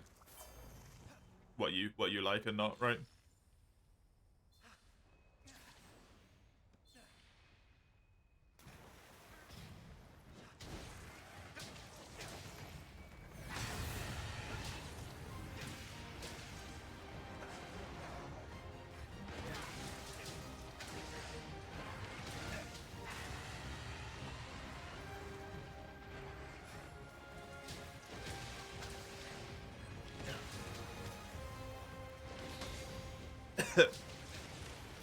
I think that's like coincidental almost, Eugene. More so than just because it's big, they call it an Elder Dragon. Because the Cantor and Yukanlos are good examples of that, right? Like they're not Elder Dragons. I think it's just knowledge, how much they get a chance to research them.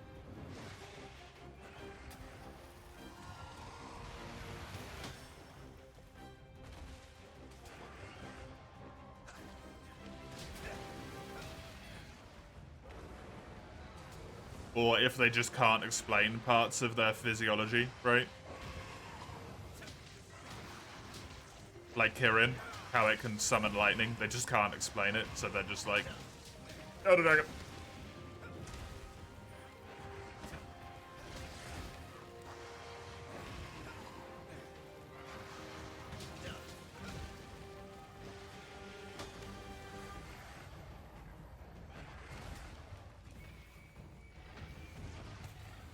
Concept of them is causality. Kirin doesn't cause thunderstorms, it follows them. But it can cool it down, right? That's the thing. It's not about if it can cause the thunderstorm or not, it's the fact that it can manipulate thunder. Which is, like, not feasibly understandable with the knowledge we have. Because, like, all of the thunder-based monsters have some sort of symbiotic relationship with something else that does the thunder for them, like Zonoga, Fulgur Anjanath. Or they have some sort of organ or use static electricity, right? Like Tobi Kadachi has static, Kezu has an organ. Kirin just straight up calls thunder from the heavens.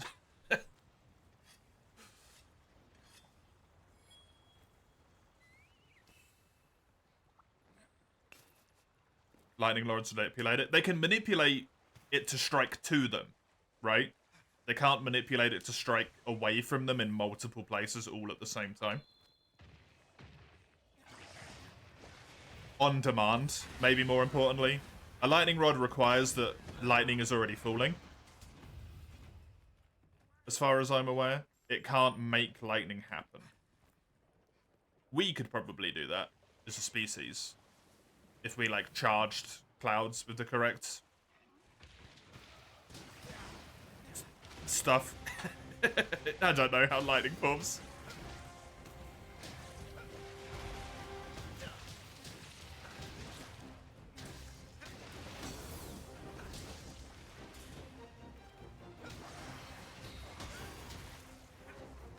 But that's one of those things where we could maybe understand it.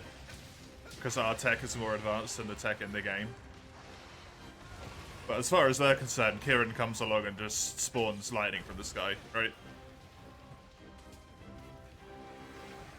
We don't know how it fucking works.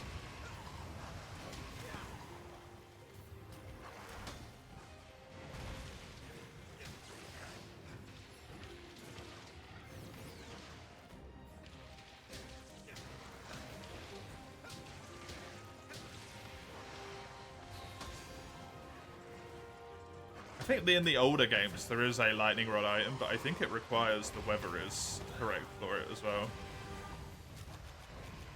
I'm not quite sure. I don't know if I'm remembering that right.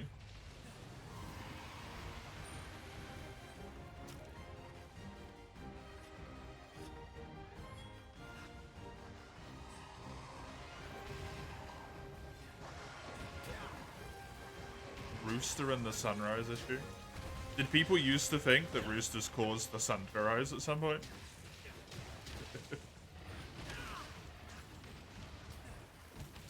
I've never heard that before. Rooster and sunrise issue. They don't? It doesn't cause heat waves, it prefers hot places.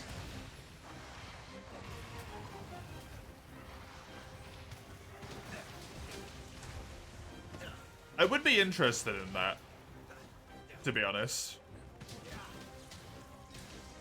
It's certainly plausible, yeah.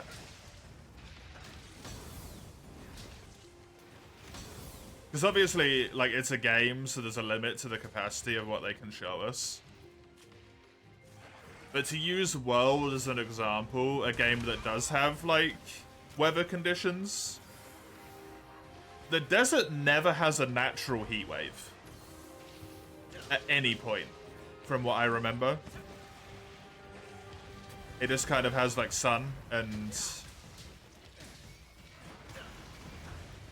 night.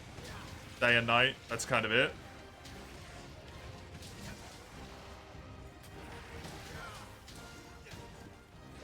Whereas you would have thought that a heat wave would occur naturally without TO there sometimes.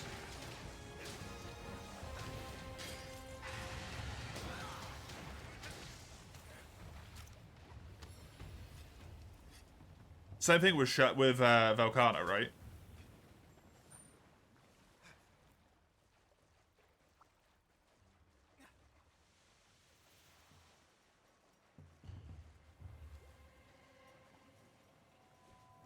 It's hard to know because it's a game. But it does specifically snow in every biome when Velkhana's there. Every biome that Velkhana can appear in, it just starts snowing.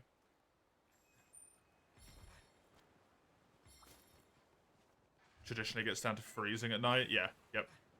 Which is represented in the old games of you needing a hot drink instead of a cool drink, right?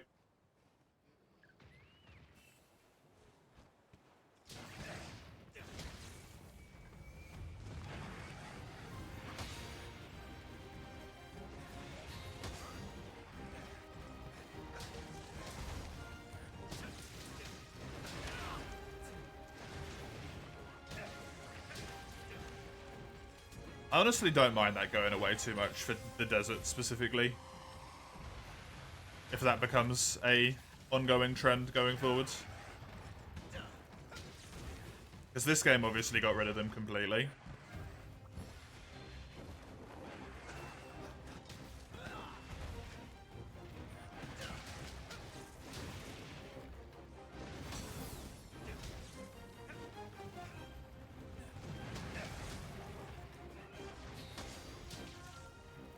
But in World, they still had them. But even in World, the desert didn't require drinks, did it? It was only, Elder's Recess and Bifrost Reach.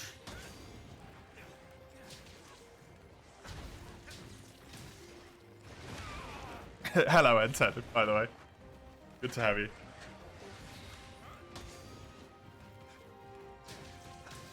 Did you enjoy sleeping to free you yesterday?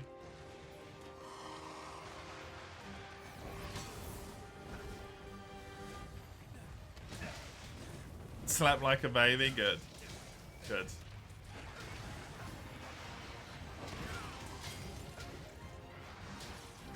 You could definitely be onto something though, Dark Shrine. You could definitely be onto something with it being a point of how it works, right? And I think it would make sense with like the unreliable narrator logic as well. With the guild being like, it causes heat waves, and it's just like, no. The only temperature that's suitable for Teosha to be comfortable in is a heat wave. Of course it's fucking there.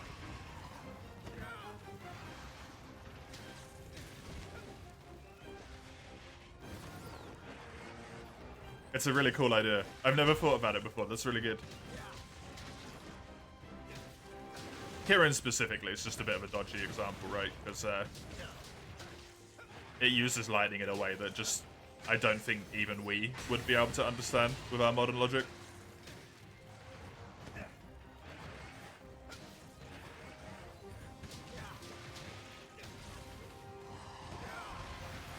I also really love the idea that Kashala's just like a hardcore storm chaser. Like the dudes in vans with all the like antennas on the top of their vans and stuff. That's Kashala.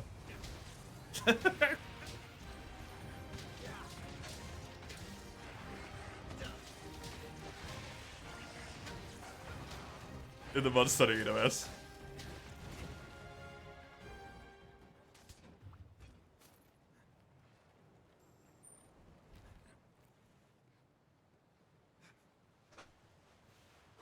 The hunts were sexy, that's why. The hunts were very good. If you ignore the Alatreon loss. That one was just painful. But the revenge was good. Stag beetles used to be thought to be responsible for thunderstorms? Really? The stag beetles have behavior around storms? I don't know this about stag beetles.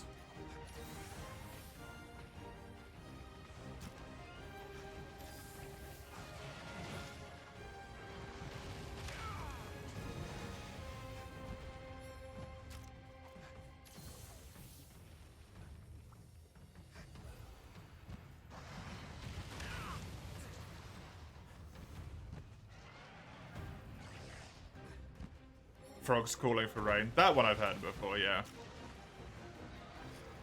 I've just never heard the stag beetle one. Though, like, humid evenings at the end of summer's aka when a lot of thunderstorm happens. Oh, that makes a lot of sense. Cool. Very cool.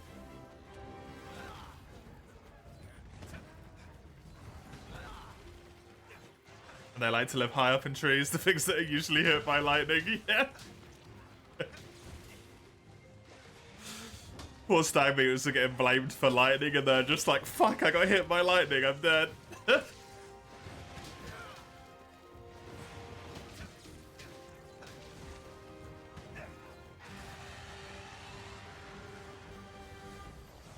That's really cool. I did not know that.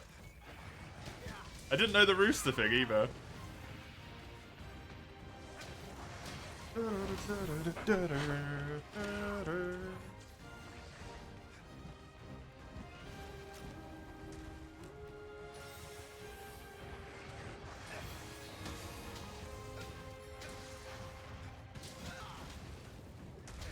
There was some common beliefs here and there that killing one of them would cause a thunderstorm, so they got that going for them. Hey, that's good at least.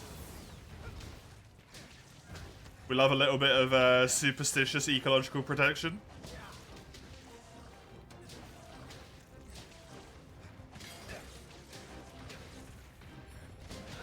As long as it remains as protection and not aggression.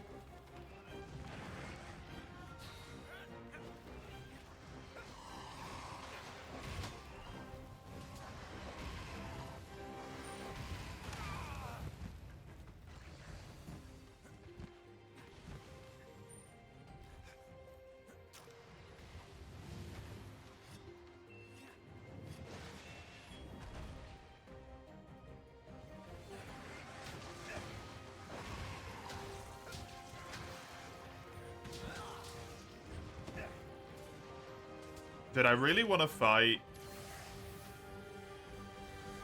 Punchy Boy right now? I can't remember what his name is.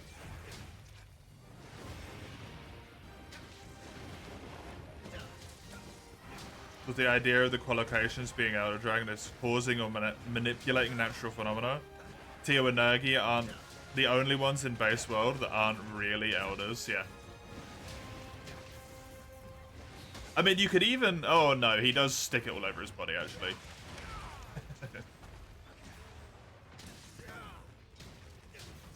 Cosmoballs? No, not Gogma, not Gogmazios or Garangolm. Garangolm, that's it. Geismagolm, not Geismagolm. Garangolm. I want to fight Garangolm. I like that monster.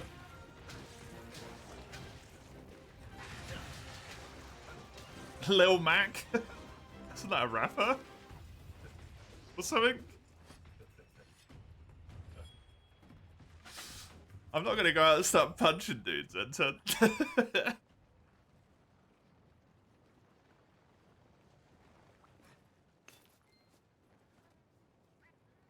Oh my god, what? You would like to fight Lunagaron? Lunagaron's a good fight as well, yeah.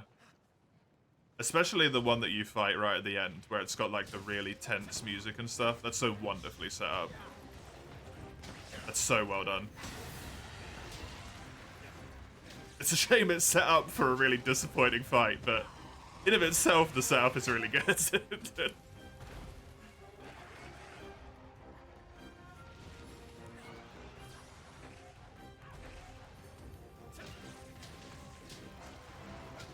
The Curio one? Yeah, yeah.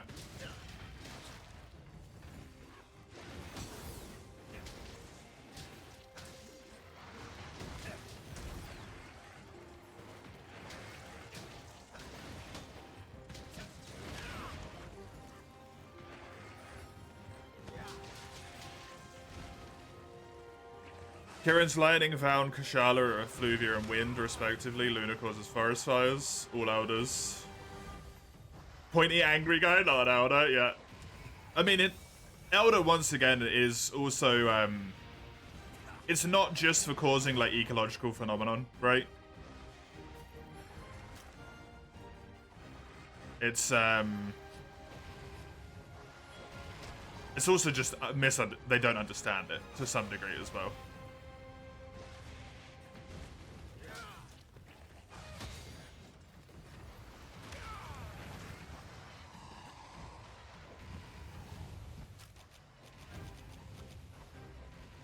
Some of the creatures where it's maybe more acceptable that they say we don't understand how this works.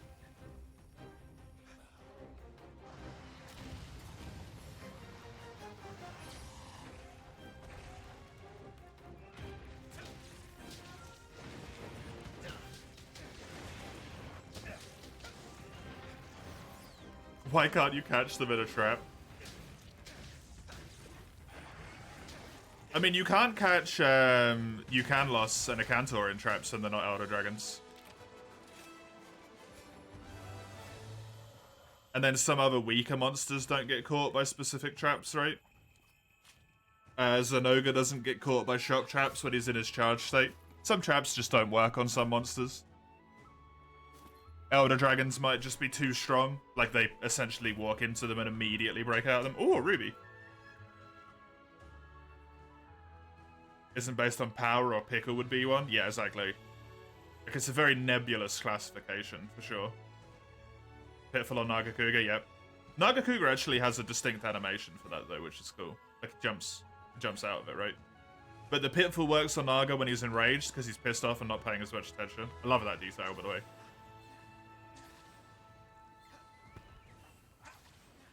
Literally make him so angry and he's so focused on killing you that he walks into pitfalls that he normally dodges.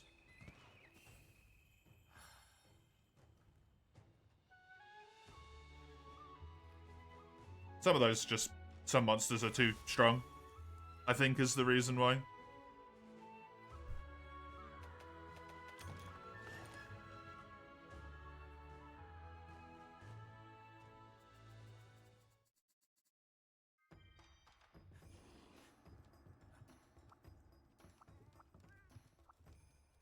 Rajang picking them up and crushing it. It's so good, right? That's one of the best things they added to Rajang in World. He just fucking smushes the trap like, fuck you, no. Oh, that's really good. I love that one, big time.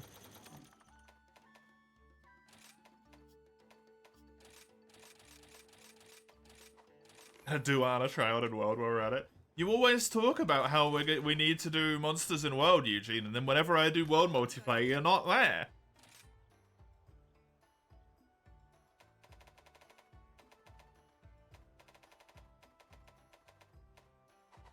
then why not make one strong enough? Intricacy.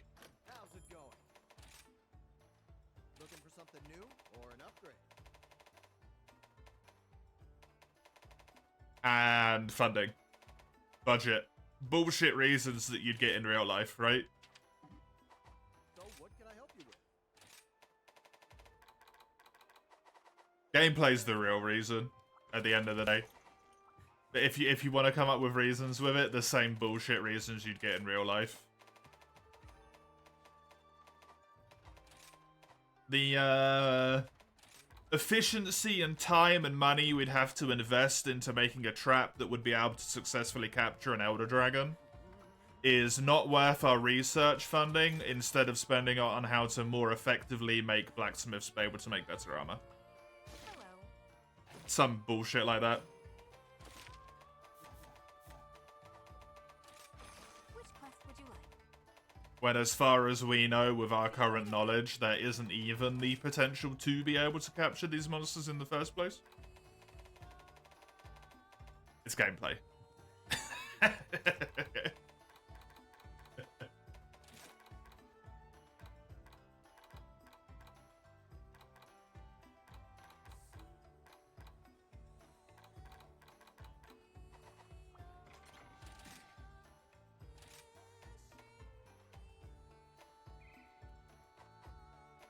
There's binders and stuff. It's a temporary measure though, N10. I think we're talking about traps that can capture.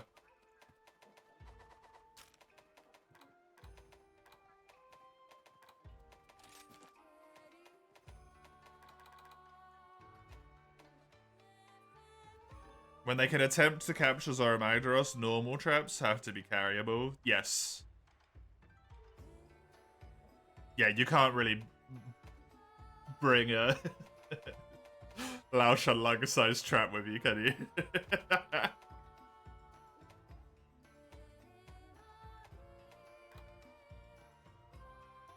Although that would be badass if we could just cover the entire area and be like, we'll get to it, don't we? The biggest pitfall trap ever.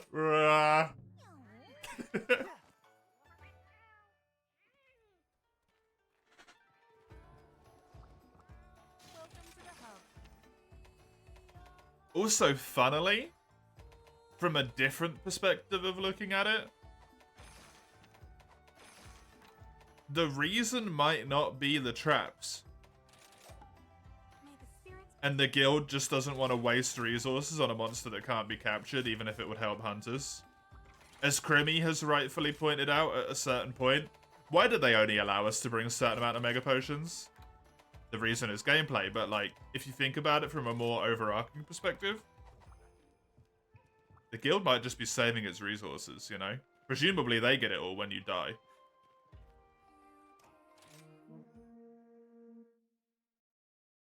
If you die.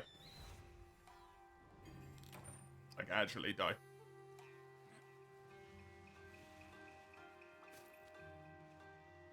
Yeah, that's what I was gonna say. Tranks just don't work. Maybe. Maybe the tranquilizers just don't work on some monsters, which all happen to be bigger ones, like Elder Dragons and stuff.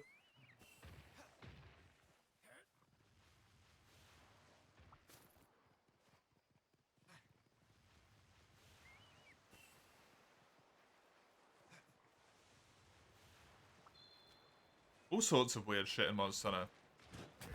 But that's why I love the ecological aspect of it. Wrapping it back around to the point from way earlier. Fuck yeah. You can make all these sorts of like theories and guesses and stuff instead of just being like, who knows? It's shittily explained, right?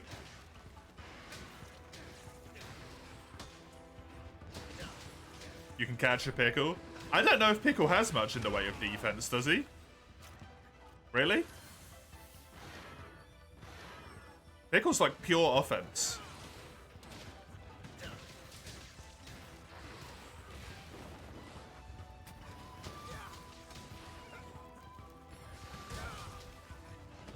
It would be really cool if specifically for Pickle, you required an extra Trank Bomb. It would be really annoying from a gameplay perspective. But from a personal perspective, I would love it if you had to use an extra track bump for Pickle.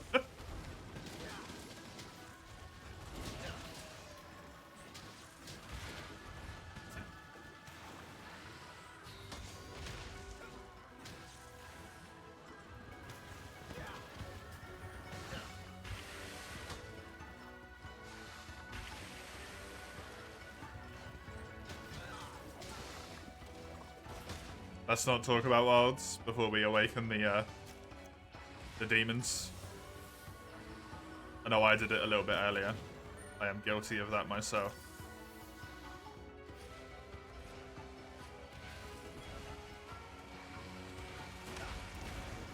Spoil demons. Pickle's metabolism is supposed to be ridiculously fast, so they should have a shorter duration, yeah.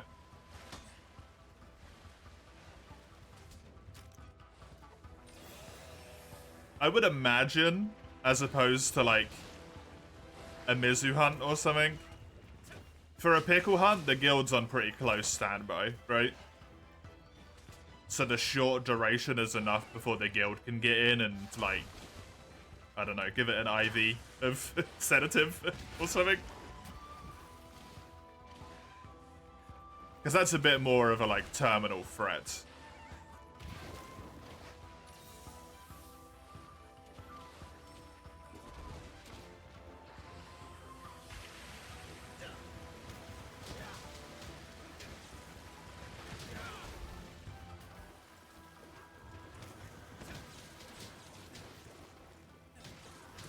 It's always interesting, right? We can't truly know the answer to any of these questions. Unless Capcom explains it. Telepickle lying in your base and world. You know that poor research assistant has to shit himself like every half an hour. Crawling into that like little enclosure bit. Shoving some tracks into the Pickle's mouth. Absolutely bricking it.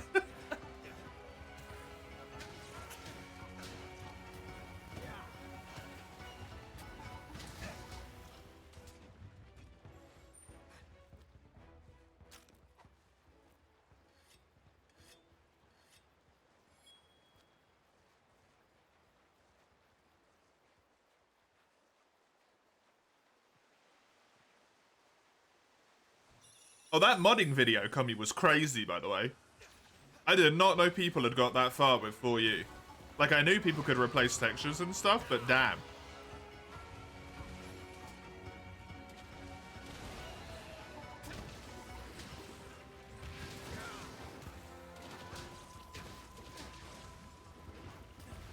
I will admit, I mostly just skipped through it, but monsters look really cool.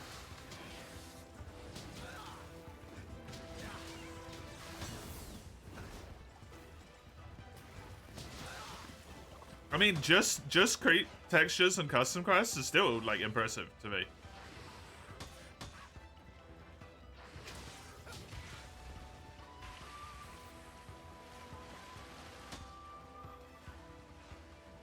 I didn't watch too much of the gameplay, because I watched a bit of the Pickle gameplay, and it seemed to just be, like, insane amount of spam, but...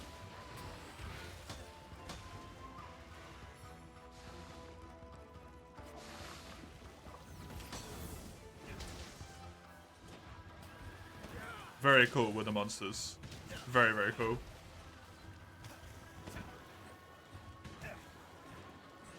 Bunch of people show up and finish it immediately. Potentially, yeah, in the older games. They show up and finish it in a more, like, precise manner. Where they're able to use more effective tools than a hunter's knife. To just stab in and see what we find.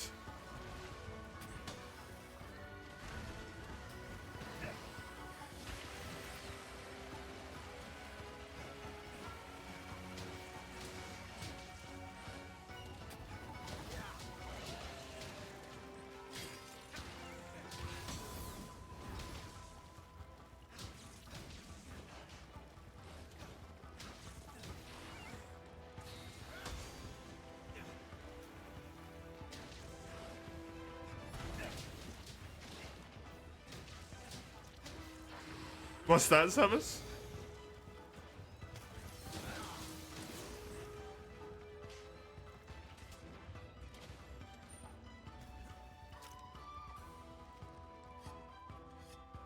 We did the major order, by the way. It's good stuff. We did it.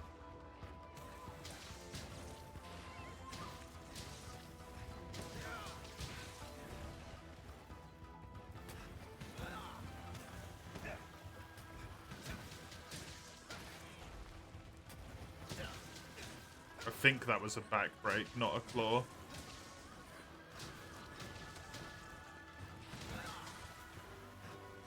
Oh no, it might have been a claw, actually.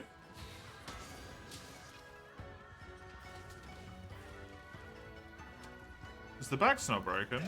Dude, I can't tell on Mizzy. I don't think these little feetsies are broken.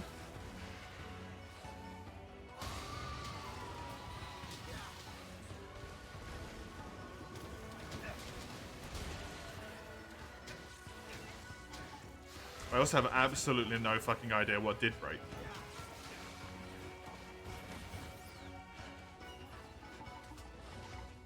Seeing Mizu, and I'm going to assume you mean Astalos. I think that's what that's called. You rarely remember it? You rarely remember it?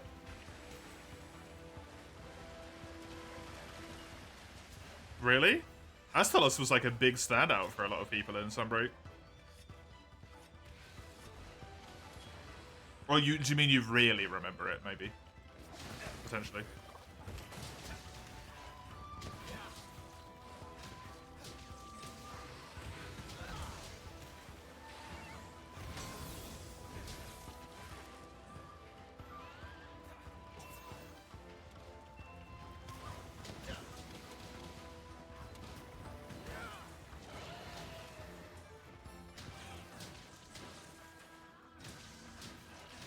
Some French company got hacked by a person. They're ransoming the data they stole for $125,000 in baguettes.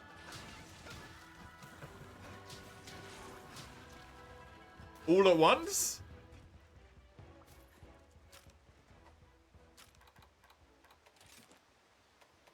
Because, like,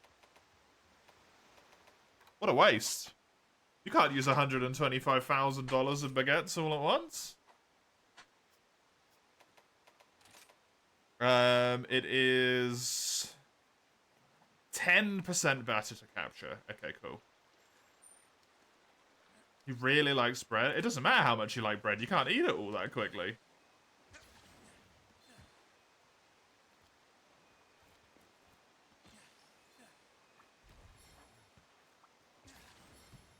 Solving World Hunter 1 ransom at a time. Fuck yeah.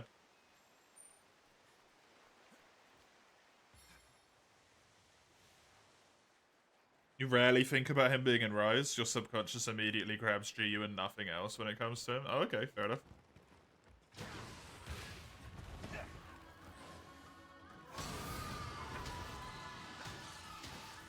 I just remember it being a big standout for a lot of people.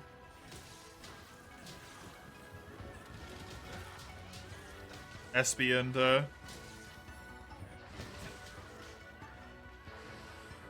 Astalos.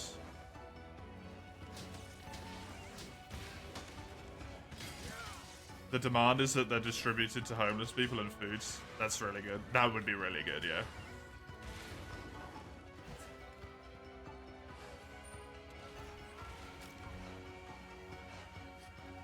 That would be wonderful.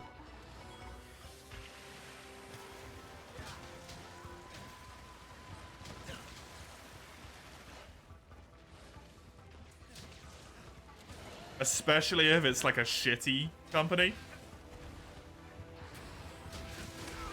That's something I could really get behind.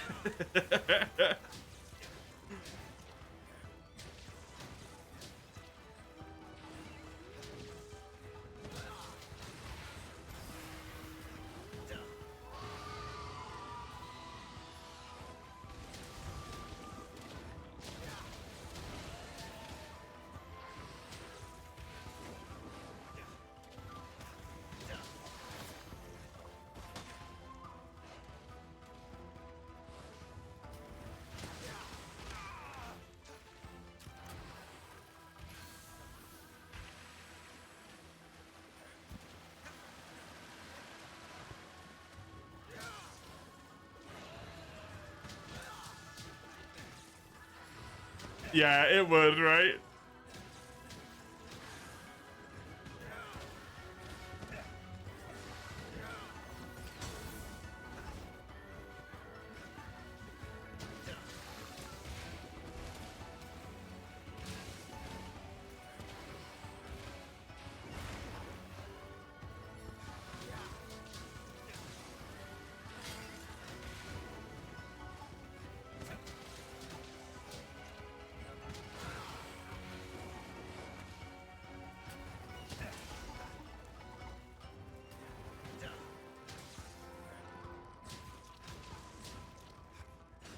Did they made the claw breaks like impossible to get in this game though, Eugene? So if that was the case, you'd be so fucked. You could actually break Mizu's claws in GU. In Rise, it's so hard.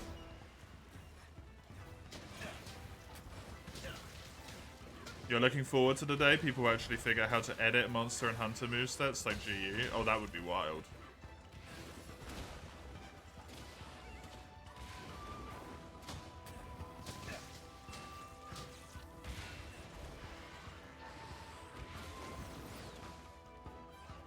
Mods were kind of a pain to get.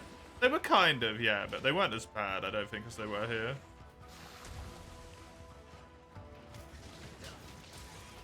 Oh, did I get it? I got it. Thank fuck.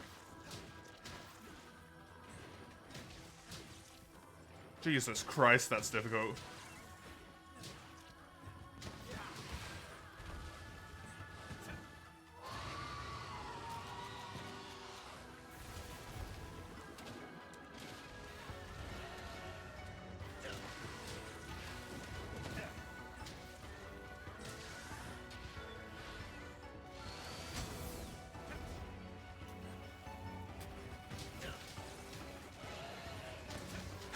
Yeah, that clutch claw that exists.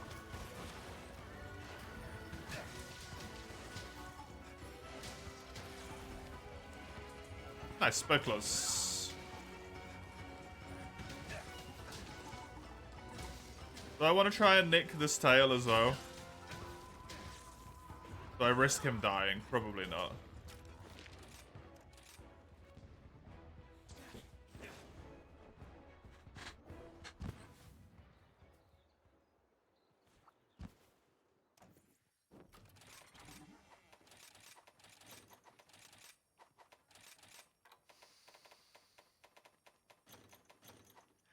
Portable third HD edition. People would lose their shit. Man. The Rise tent looks really comfy. I've honestly never really looked at it. I've only really got into it on this playthrough because I keep messing stuff up. Like not having my item set up correctly.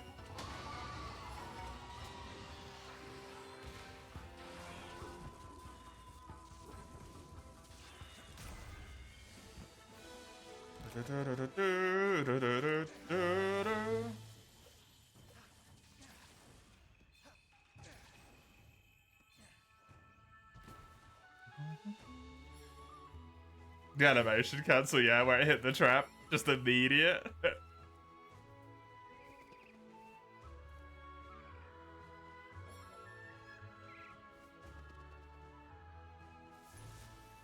$50-ish rampage weapons? Oh god, Kami. Well, I got orb. There's one claw.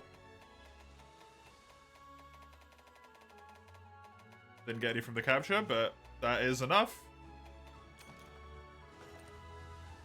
Well, you had to fashion hunt? I mean, yeah, but like 50 rampage weapons? That sounds so painful, man.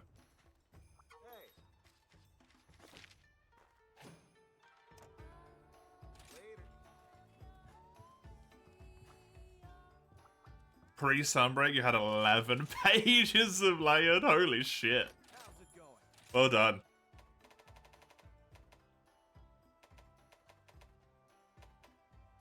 Good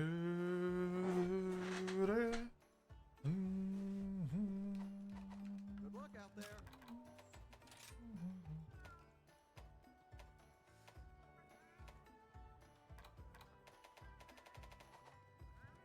Memes? Oh, thank you, Kami. I did want to look after the quest, but then I completely forgot, because I have no memory at all.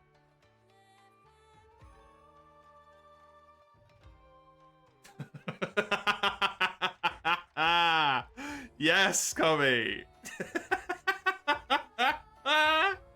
I love it. I love it so much. I approve of this wholeheartedly. Storm chase the Kashana when. I've been waiting for you. Here's the quest list. It's honestly like a really good subspecies name as well. Which quest would you like? Top notch, Kami. A masterpiece of artwork as always. I would expect no less from you and your memes. The whole concept is great. Yeah, honestly, it really is.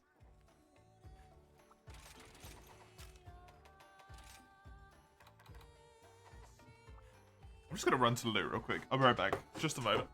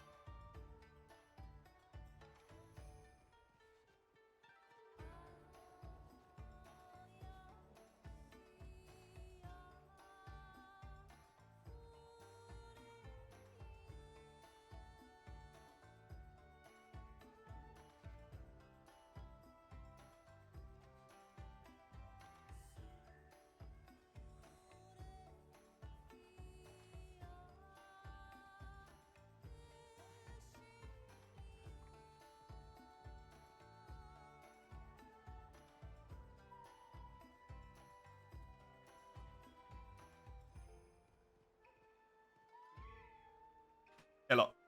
I'm back.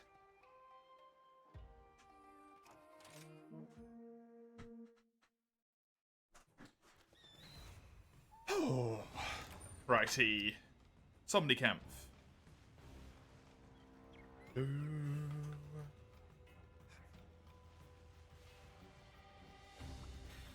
I should really do the like dual blade quests while I remember, but I'm just gonna forget about it and then wonder why I don't have the switch skill unlocked later on.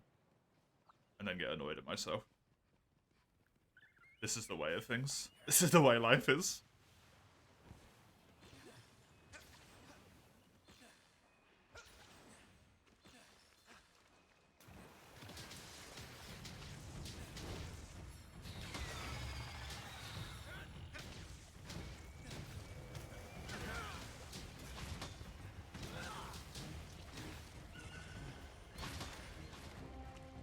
Some Steve Irwin and some Top Gun Surfer Bro mentality into the concept as well. Definitely. I mean, all you're doing now is basically making a,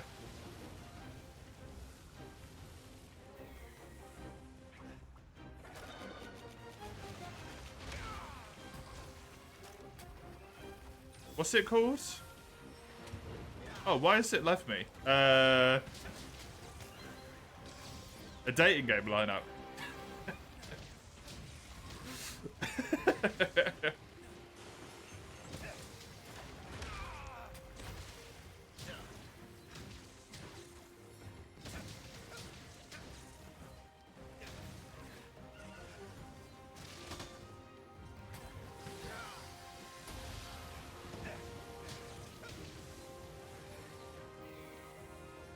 Wait, isn't there a meme video of that, if I remember correctly? Isn't there a YouTube video of like the most cursed Monster Hunter dating game thing? Why do I remember that?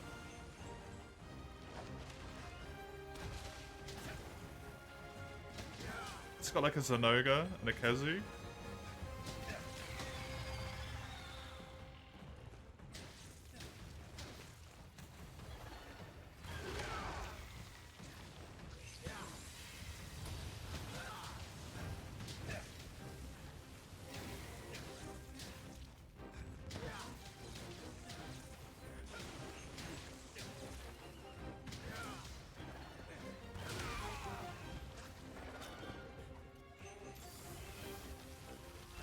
I think I even remember watching this on the stream. Don't type it like that, Eugene.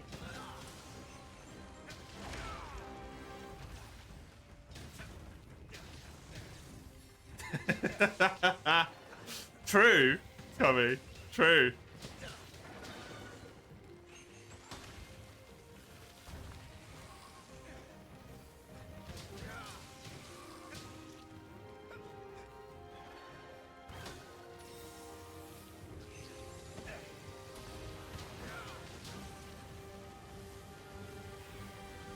Media links for the dating sim. It is a thing. I knew it was a thing. Well, I knew it was, you know, a concept rather than a thing.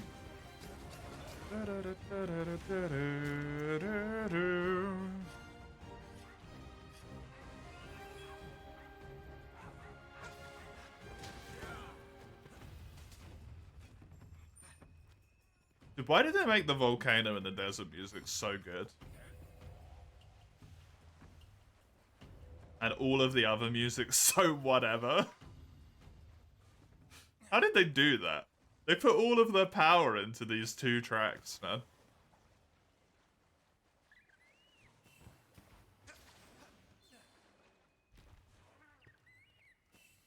Is there a thing up here? Doesn't seem like it.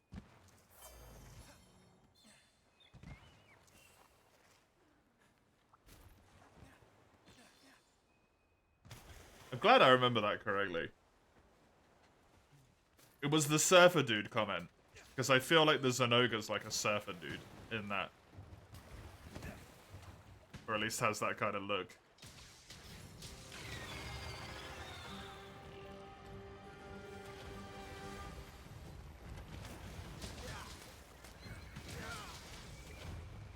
So wonderfully cursed. I love it.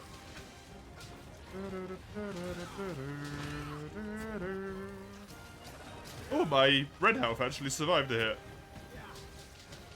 How unusual.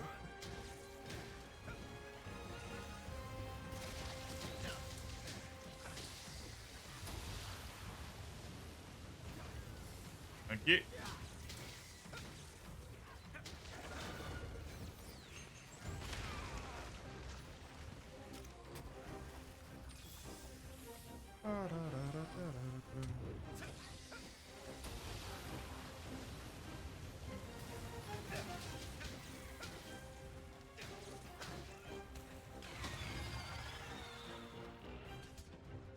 Lance is really good in this game.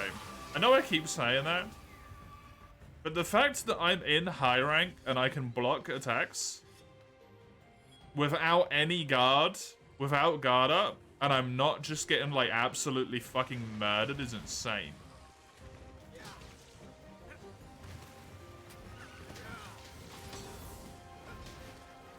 But if I tried to block like 3 attacks of Tigrex or something in 3U or 4U with no guard up at the end of high rank, I would be fucking dead. I would have been knocked into the next year and I would be dead.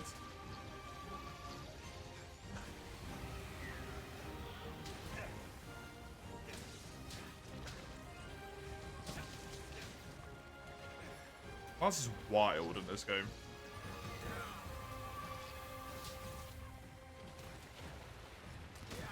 Oh, it's explosion time.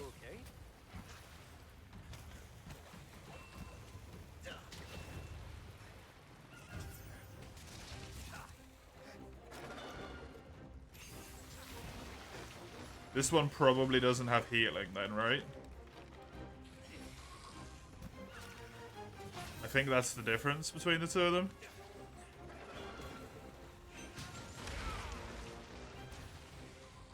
One can explode and one can heal.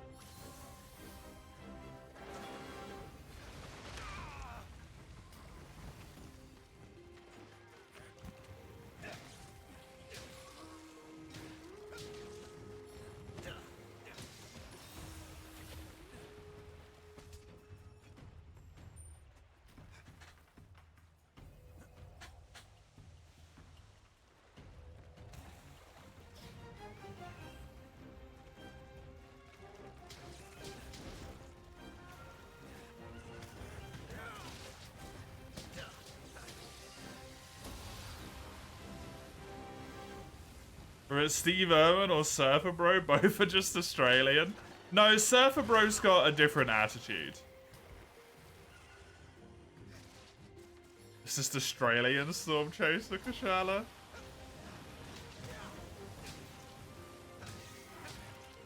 No, because, like, Steve Irwin actually knows shit, right?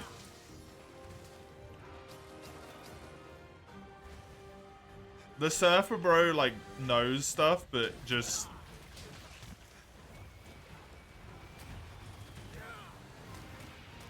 Oh no, it can heal. You can do both. I thought that was the difference between male and female. I guess not.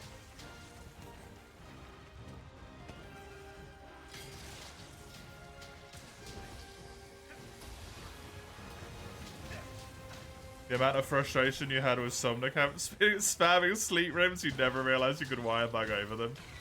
Yeah, Somnicamp is one of the very few creatures in this game that actually uses the wire bug mechanics. Like this attack, you can jump over as well.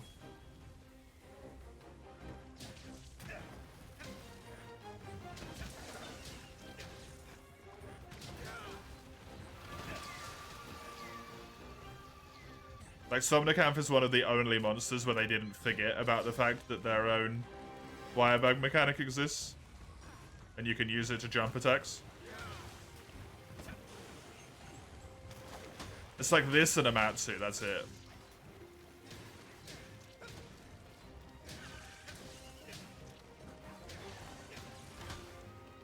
You really like it? I really like it as well.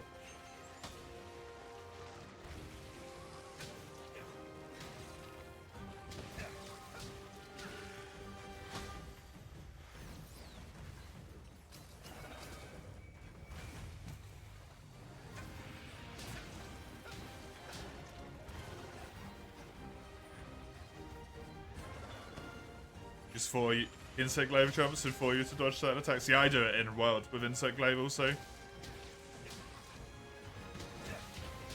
Jump out the way of an attack, hop out the way, like dash out the way of another one in the air, and then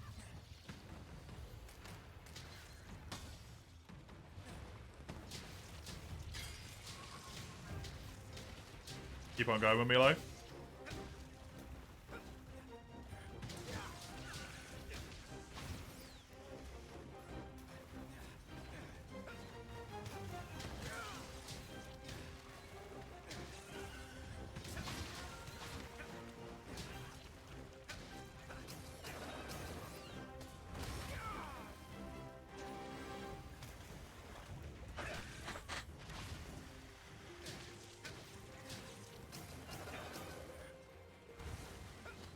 Oh, really? Oh. I still have not fought AT Velk.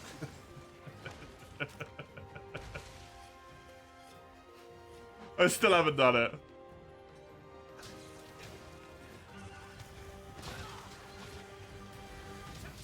I think at this point I've just fully accepted it's not going to happen until I get the run of building all the armor in G-Rank.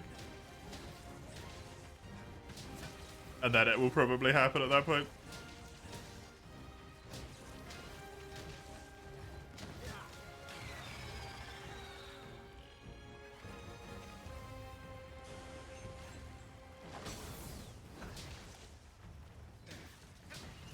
Is he that different from the normal one?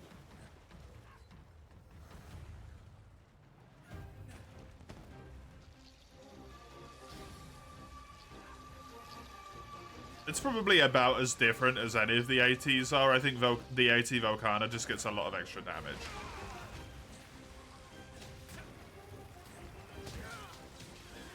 Because it was made after Fatalis, so...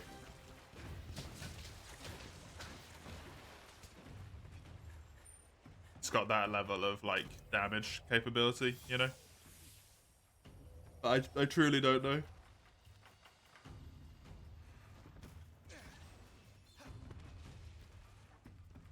Some new combo strings. That's just Arc Tempered, right? All of the Arc Tempers have that.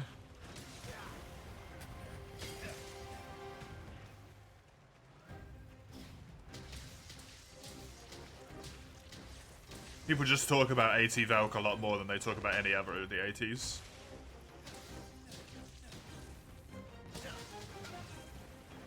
Some are exploitable and some are annoying. Sounds about right.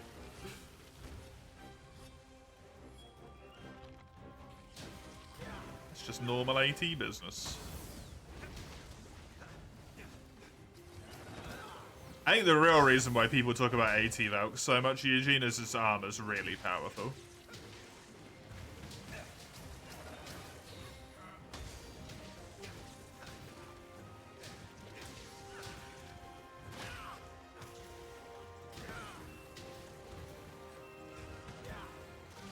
It's the most different.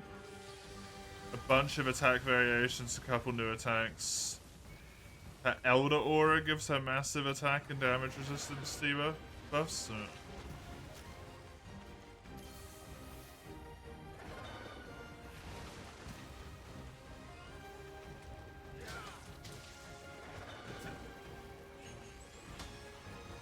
But what are we doing him for then? Not for the fatty, that's for sure. I mean, some people kill it to do fatty. Honestly.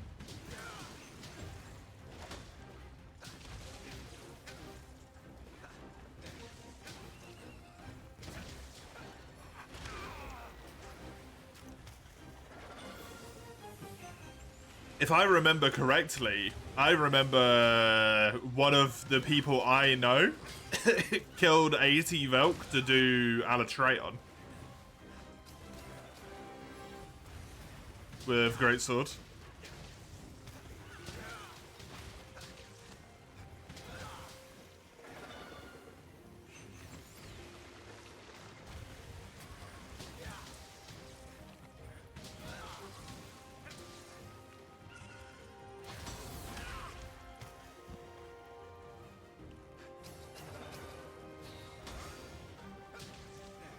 Gamma legs are one of the best pieces of armor in the game. Yeah. Good old late game armor bloat. Monster Hunter World. That's a bad trend that game started.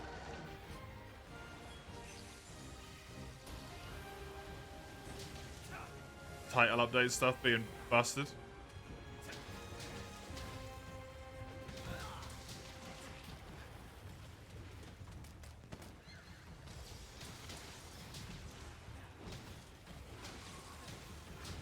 Probably something that will unfortunately forever continue.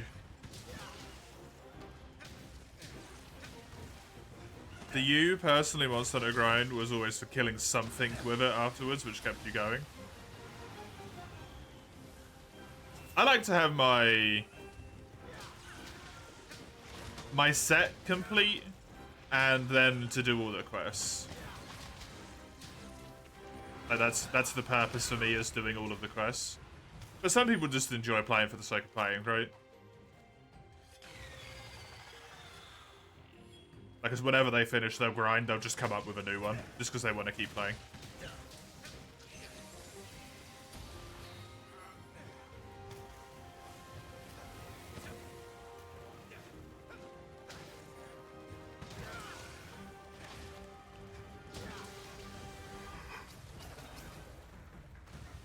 Ugh.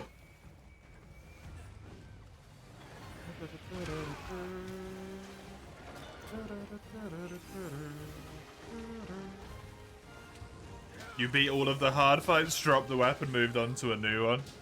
That's a good way of doing it, yeah.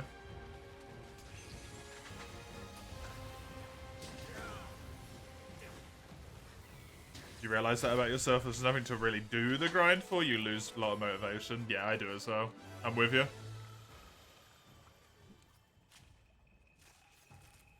I always like to do it for a goal or a purpose, rather than doing it for the sake of doing it.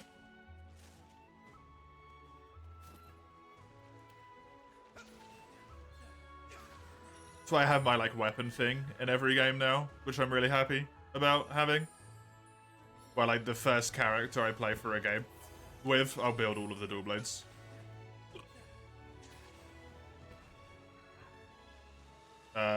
Usually to end path. Rise is the Sunbreaker's the first game where that got broken, though.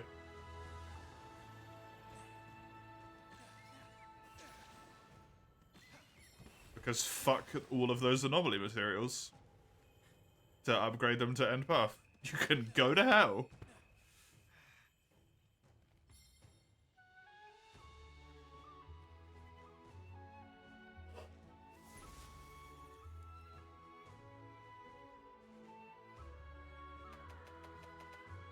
Yeah, same for me, that's a big part of it's the progression, right?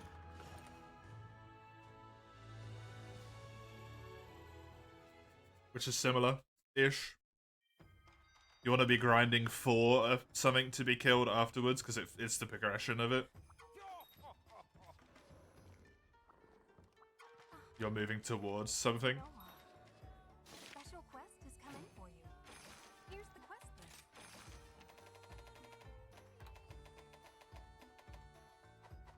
Until next time.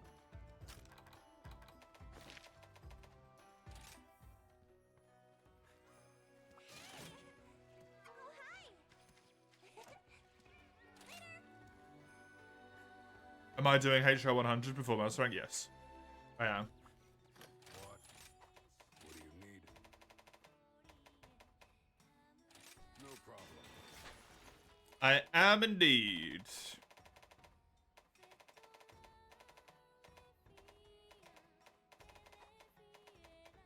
Are you foraging or upgrading?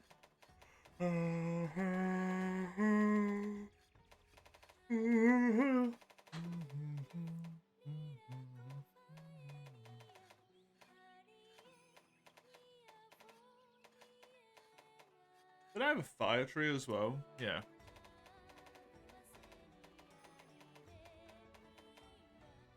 Oh, it's Rathian that I need, not Rathalos?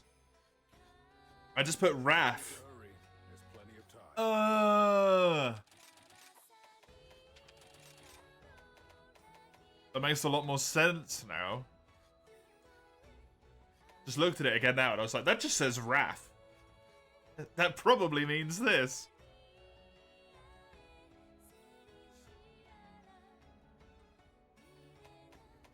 And then it probably goes into the Rathalos weapon eventually.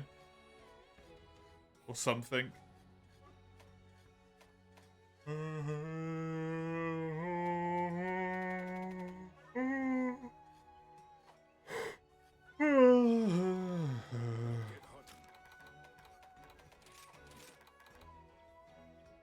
Ooh, Lance finally overtook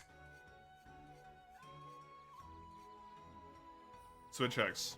Switch Axe was like 10 ahead. Played so much Lance today.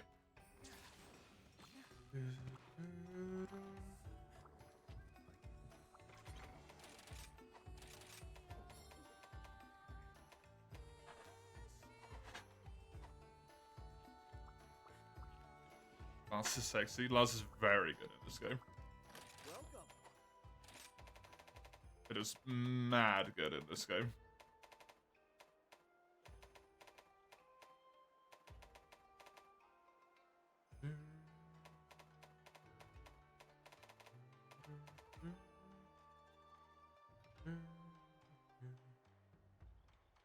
I want to build the Rathalos swags, presumably. Don't know, I just put Wrath. Bone to Talon 2 and then build Wrath onwards in high rank. Wait, no. Rush picking your gear. Take all the time you need. Oh, I'm looking at the wrong thing. Or to Elite 2, then Wrath to G rank, then Espiness, is what I wrote down for swags. Just tell me what you need.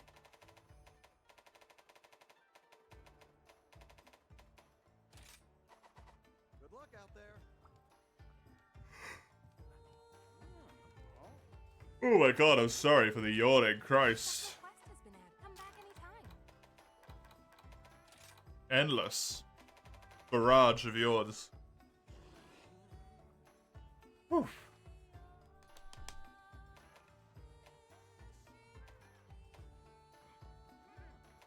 I don't know if I just want to try and, like, be cheeky Quest has come in for you. and just try and get to and kill Nala so that I get my rank uncapped before I start farming.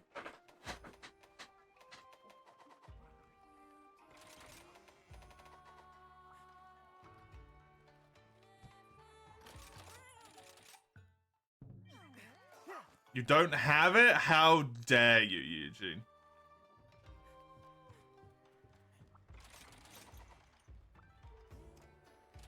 The hell is wrong with you? Crawling with a mincing gait.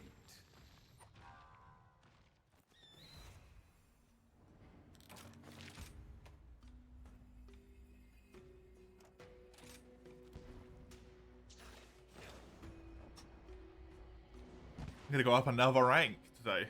I'm in HR 7 already, man. When I do this.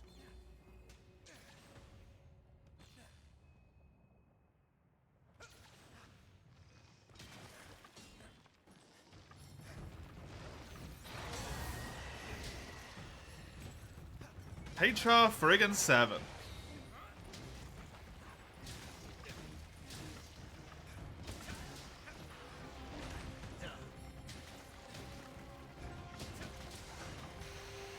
This isn't good.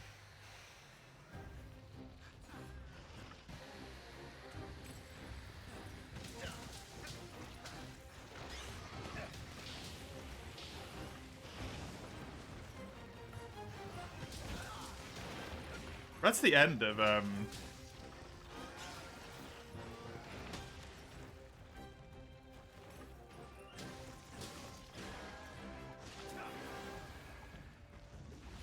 high rank, right? HR 7 is the final one. So I'll have to do, like, what in there? Almudron, Gosarag.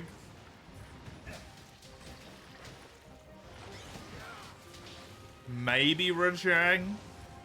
I don't know if he's a key quest.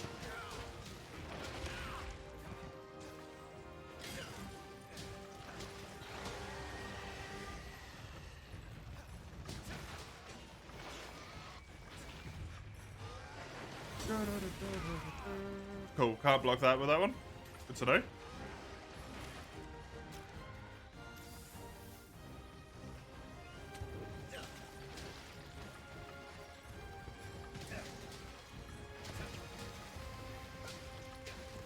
No, I meant the double dude.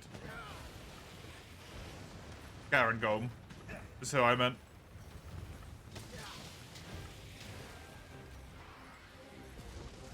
I liked Garen Golem's fight. I want to fight him again.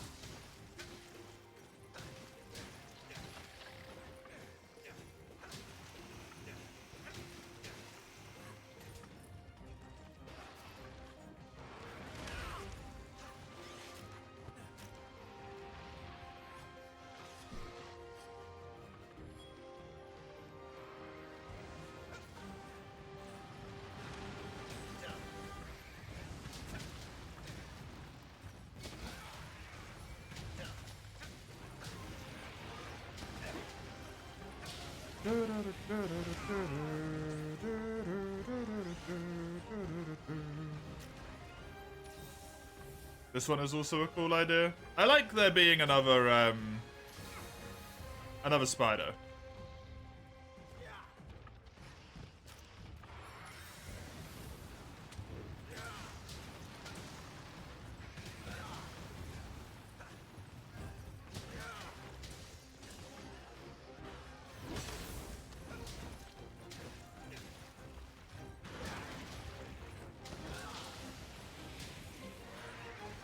But it does another Rise thing where it's like you made another spider and then you didn't put Nasilla in this game.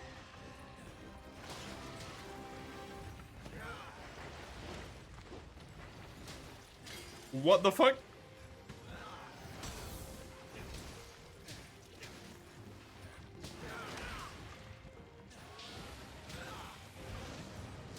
Also, Paya Ragna is just a bad subspecies, unfortunately.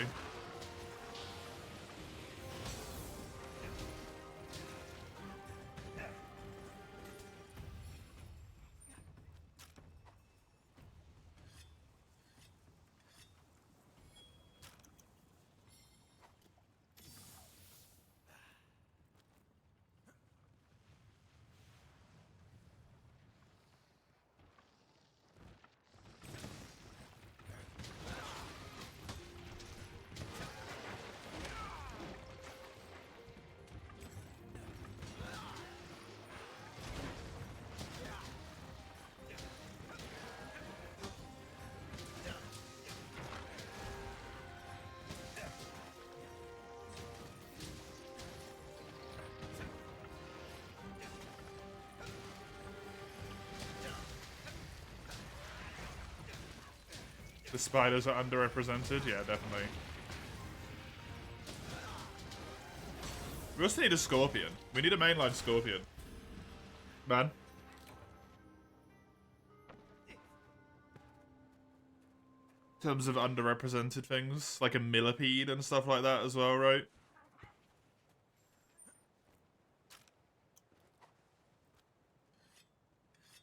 The Pelagius, Garen Golem.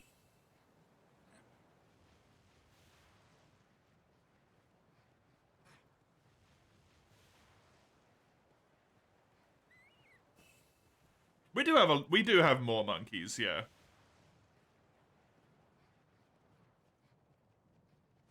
They aren't as poorly represented, but we do have a few monkeys at least now.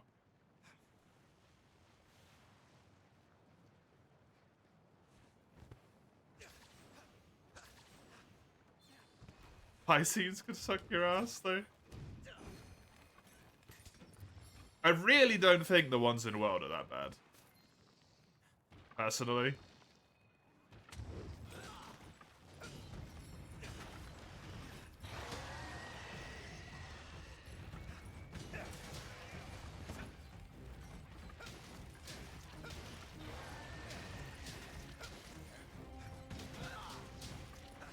They nerf Lavasioth into the ground? You mean they fix Lavasioth? They made it not shit? It doesn't just jump all the time and do absolutely fucking nothing else. I think when it comes to Worlds, Piscine Wyverns, people just think it's fun to hate on the Piscine Wyverns. They don't actually think about the fact that they got improved quite a lot.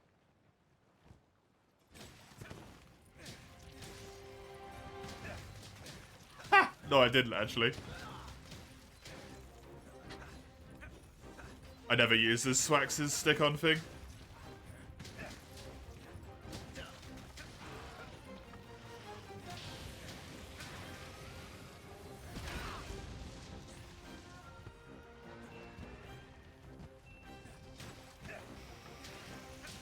Hey, Kribby. How you doing? That's before Iceborne? Oh, okay. Then yeah, I don't think I even played any weapon other than Dual Blades before Iceborne. Maybe a little bit of Charge Blade.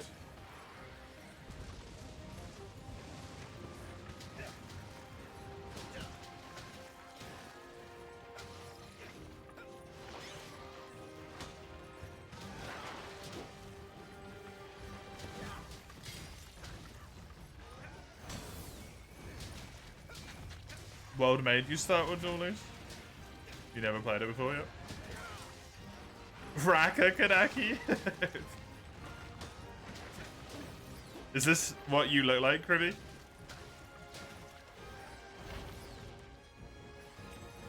Absolutely vile comment popped into my head then.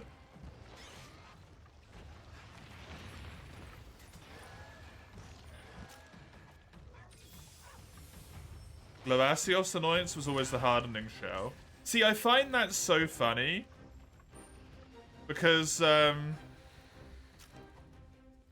Lavasios' hardening is literally an irrelevant mechanic. Just bring a fire weapon. It literally doesn't exist anymore.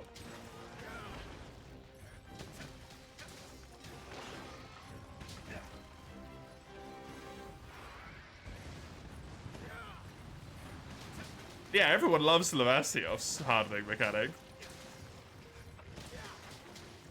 It's so weird.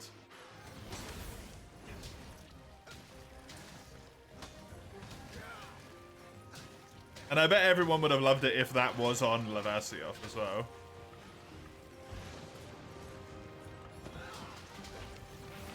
Only water for maximum pain? For yourself, if you're not bringing a fire weapon, yeah. Blacklack's actually a good monster. Lavasios in World is a good monster, man. It's honestly completely fine in World. It's a solid mid-tier monster. Nothing too simple, nothing too complicated. Volganos is a trash tier monster, excuse me. Go away.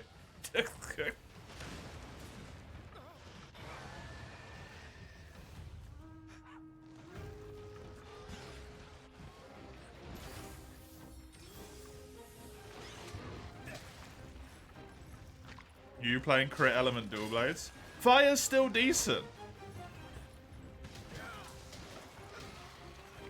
Look, if you're prioritizing doing the maximum damage that you possibly can do and ignoring mechanics the game can do to make your life easier, you're the problem, not the monster.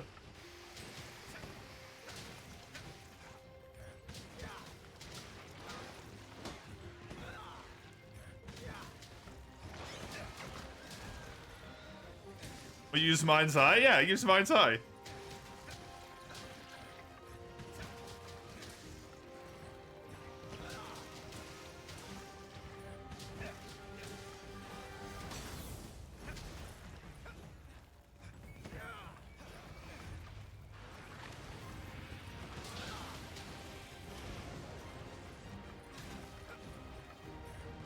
You know I didn't get far what I think of Brighter Shores. I think it's a really, really cute game. Shells don't care. Shells weaken it. Actually. Gunlance shells weaken it.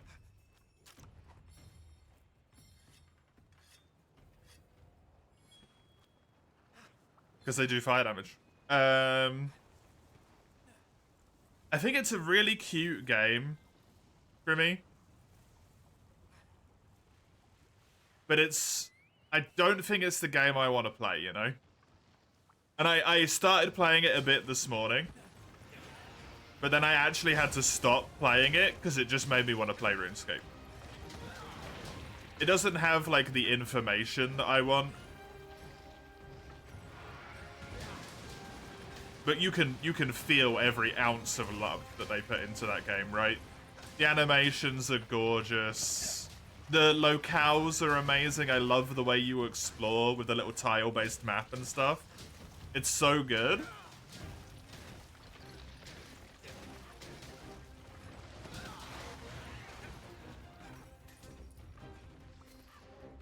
Yeah, it's really cool, right? It's really, really cool.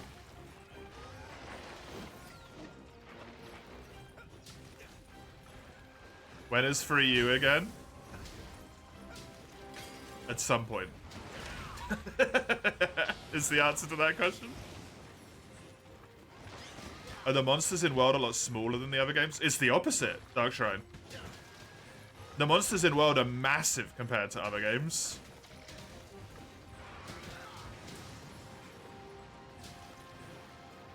Like, Zenoga is 1.5 times larger in World than he is compared to other games.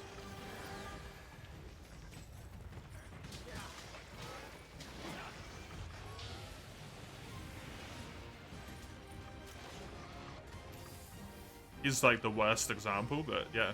On average, more of them are bigger. Rajang's a lot smaller. And thank fuck for it, to be honest. Old school Rajang is miserable.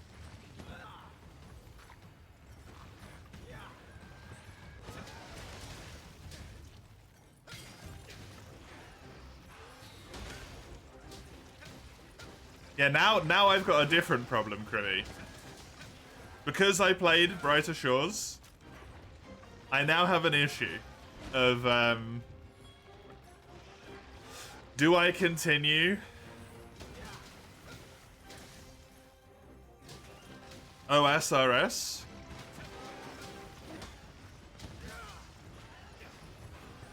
Or do I maybe try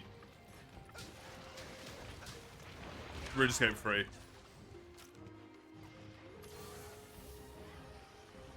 Fourth gen Rajang was smaller than second gen. It definitely was. Second gen Rajang is fucking humongous.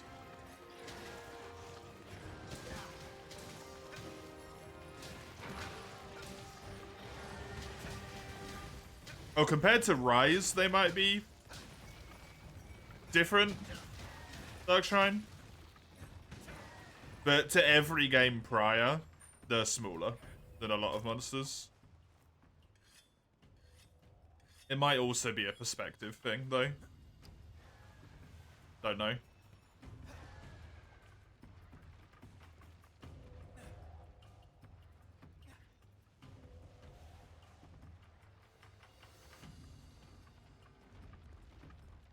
I can tell you 4 U's today, Eugene. I can tell you 4 U's today, and World is next week. World and Frontiers next week.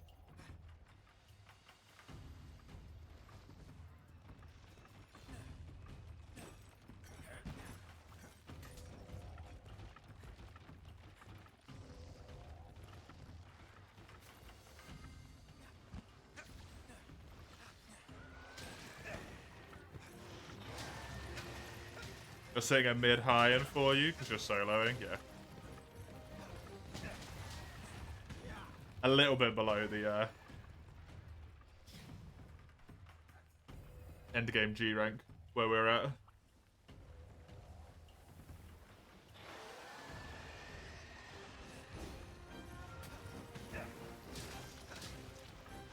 I got crown farming to do.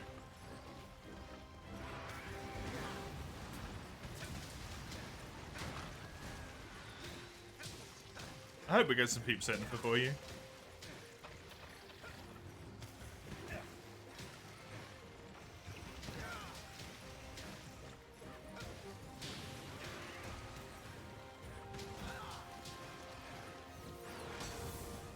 You've got my face to do? You'll not be doing anything with my face, thank you very much.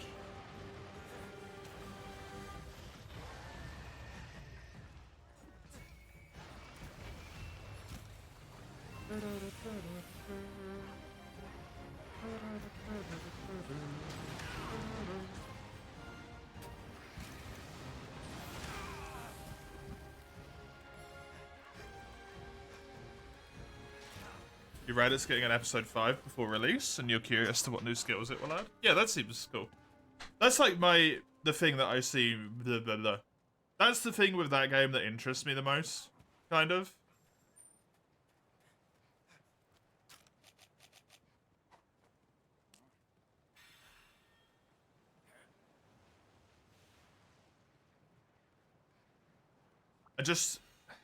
I really like being able to see all of my skills at the same time, you know?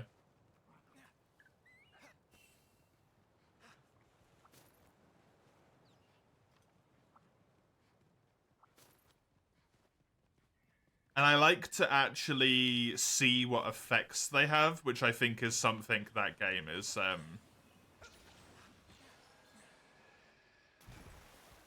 not necessarily great at. Like, I can tell once I have leveled up my guard level that my health has gone up. But I would like to know more appropriately.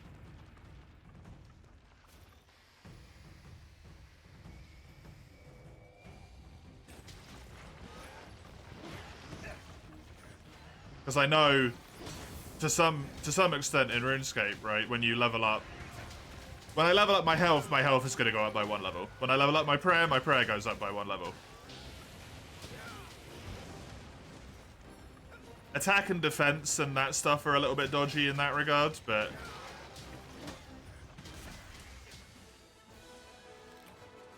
it's kind of the awkward combination of chucking it all into one skill. Like, you level up guard by 1 level, and assumingly my health, my defense, my offense, my hit rate. Although I don't think hit rate was the thing in that game, necessarily. All of them go up by some unseen variable. And I'm like, give me information, please.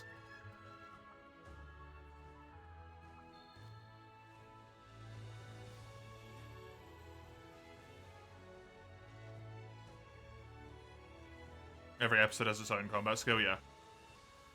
Exactly. And presumably none of them give you info. It's like, I want the info. I'll probably play more of it, to be honest. I'll probably play more and more of it each night, because it seems like kind of a really good I'm tired game, you know? I'm tired, but I still want to play something that engages me. Boom. Brighter Shores.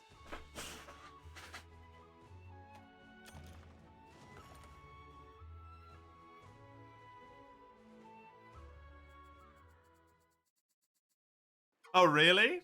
I kind of don't like that.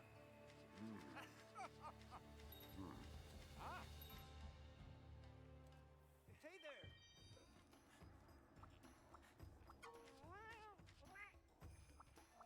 It's very slow. Fair enough.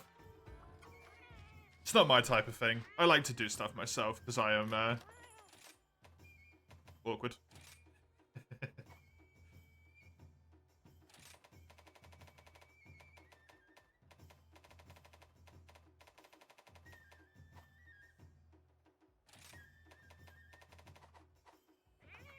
What would you like to do? Welcome to the hub.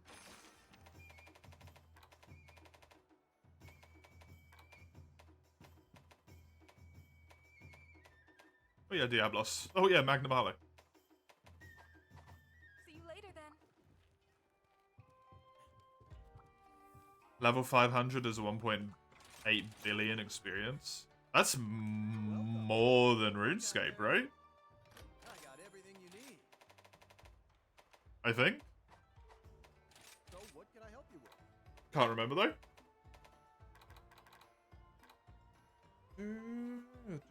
Level 99 RuneScape's 13 million. Oh my god, that's a lot then. That's a lot more. I suppose the amount that you gain is very different as well though. It's also an important aspect, right?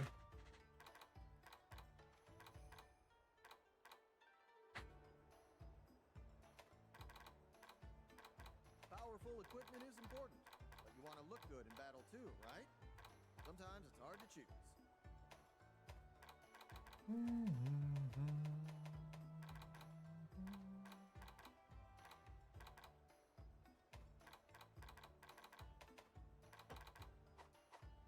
Until next time. Still have an armor horn? I remember that. Yeah, how long has it been since you played RS3, Grimmy? Oh, it's you. Bye. Have a look at my wares. Come back anytime. Have a look around. Goodbye.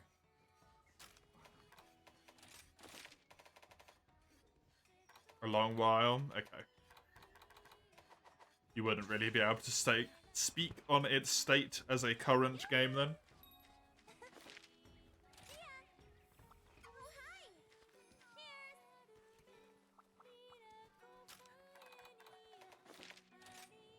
I'll probably end up just playing OSRS eventually then. I'll play Brighter Shores until I get the overwhelming desire to play OSRS. That's what's gonna happen. I know it. Thankfully, I don't have to deal with any people being weird about it, because I'll just play it solo. Woo! Look around.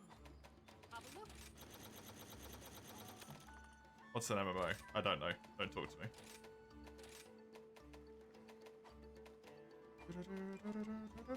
Let's go. Thank you. Is there a box in this fucking place? Yeah, there is.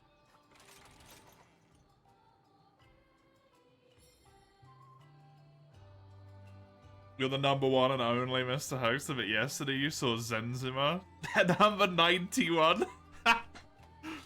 Yeah, I can't believe I was the only Mr. Hoaxer. I know I got onto it relatively quick-ish, but I was like, really? No one? No one else goes by that title? Huh.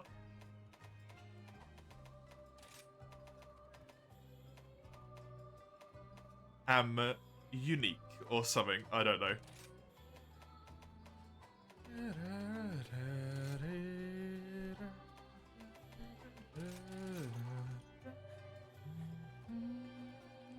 How about I do the thing I actually came here for?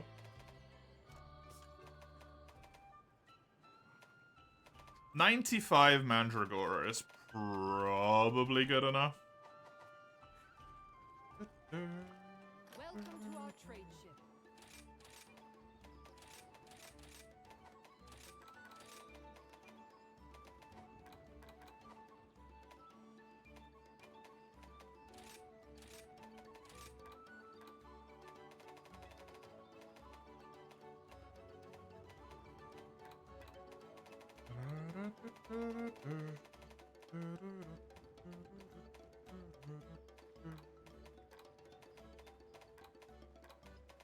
There's a saying in my country that goes, the more you rush, the more you lose. It's important to take your time when necessary. You know, the sheer amount all of you fuckers in this game keep trying to tell me that it's okay that I'm taking my time makes me want to rush. All aboard! Because I don't want to listen to you fuckers saying it over and over again.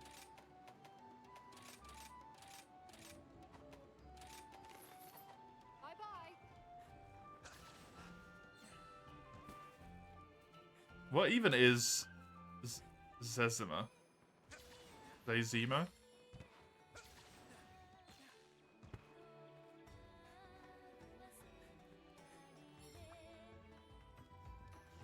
Does that like mean something or so? Feels like a very, without knowing what it is, nothing thing.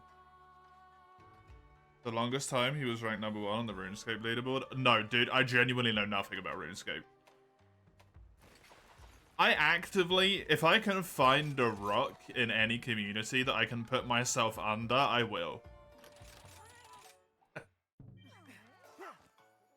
I will be under that rock so quickly. Hello.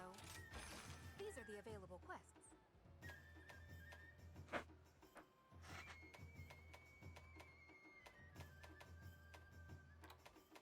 I love being under my rock. People aren't mean under my rock.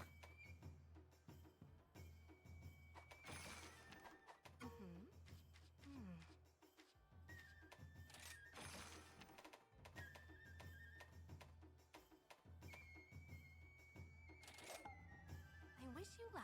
He was ranked number 1 for several years. What does being ranked number 1 even entail in that situation?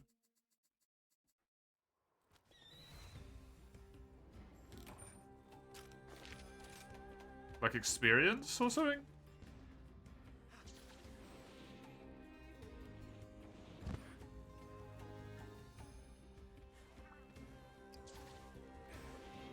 Highest total level? And the most XP? With people who have the highest total level. Oh, okay.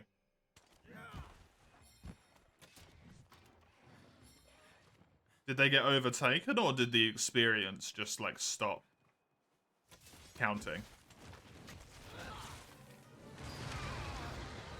And then because their name is a Z, they kind of got kicked off? Because stuff typically defaults to alphabetical. They just stopped playing. Oh, okay, fair enough.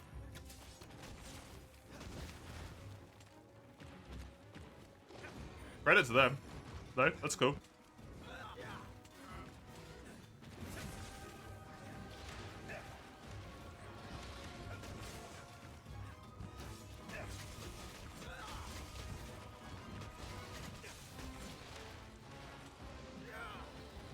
Oh, really?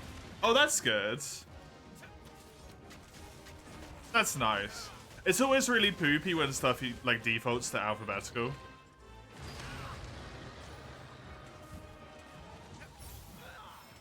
Because leaderboards on Steam do that.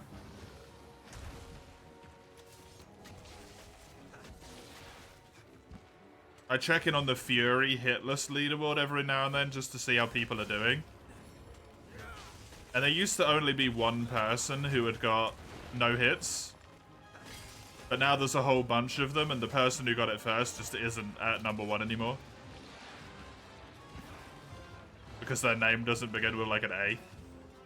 Or a number.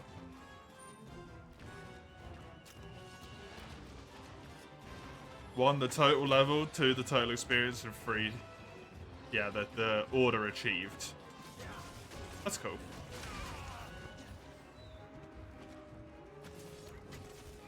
Good job for them doing that. To be honest. Hey, Sagano. How you doing?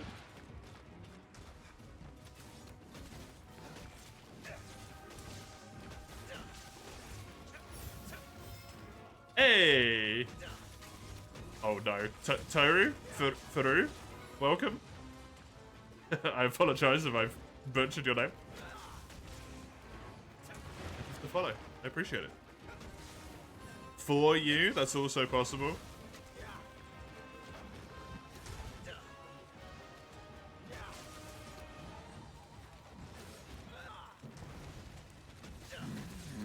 Christ, Kirby. That Swax is pretty. It's a Kezu Swax, so the last thing it should be is pretty, really. But yeah, it does actually look quite good. I like the gap in the middle.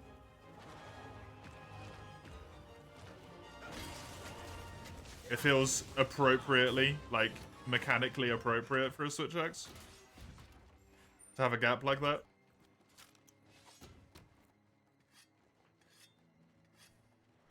I like how the gap has teeth. That's also very good, yeah. Hey.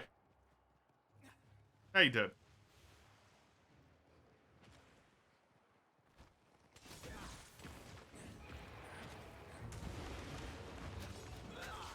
You're not a fan of Swags? Fair. How are you, mate?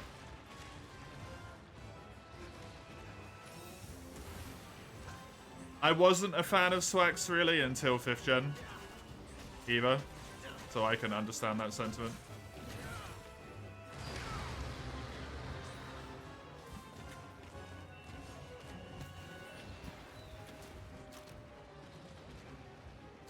World made Switch X feel really good for me.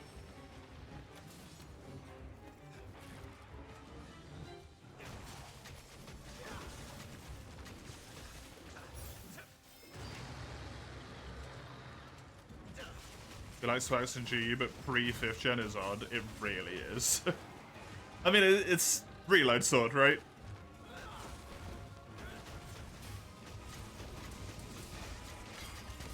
Wait, really? Did it? That's wild. Why so?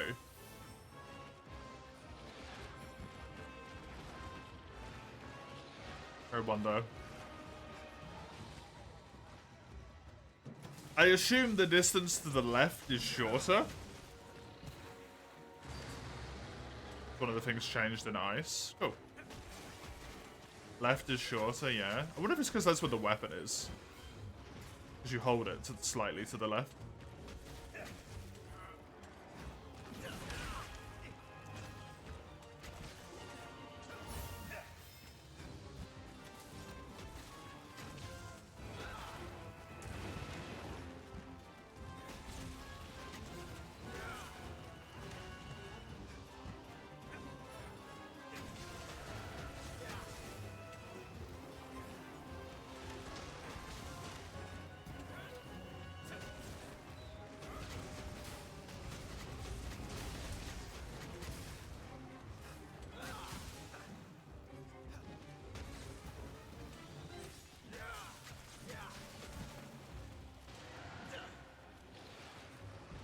Hey, Jordan. Hello.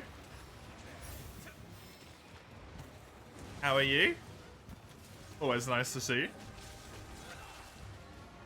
Good to have your positivity around.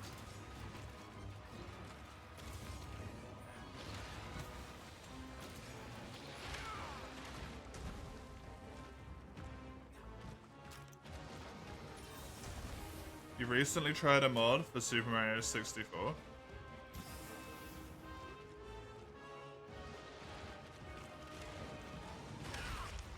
Yes, that makes it so the 3DS joystick works as an actual joystick with 360-degree movement. It was so good, you have 100% in the game.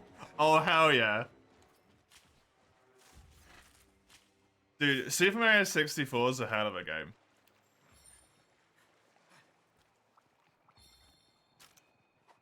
It's a game that I will, in all likelihood, never complete again in my lifetime.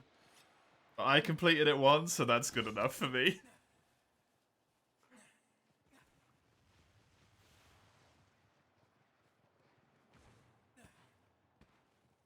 DS suffers from A-directional, yeah.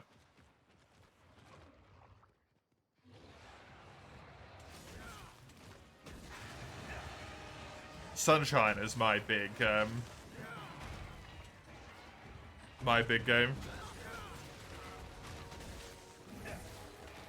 When you were a kid, you asked your parents for an N64, but they gave you a Dreamcast instead.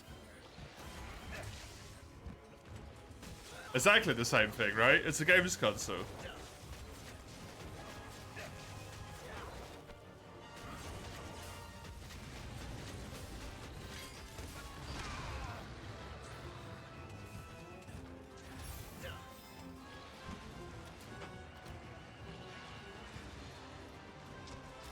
That's one of those things where, like, retrospectively, it's kind of sick that you had a Dreamcast, but, like...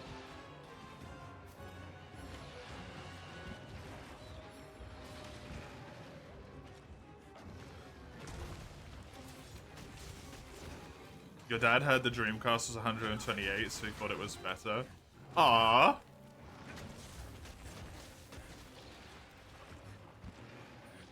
At least that's a sweet reason.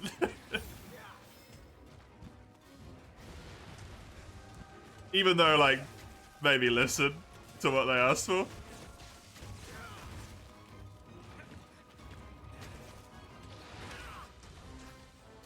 That is sweet. Ooh. You're still preparing the Japanese special edition console you got for your partner? Yeah. Recently installed custom themes about stuff she likes. Good shit.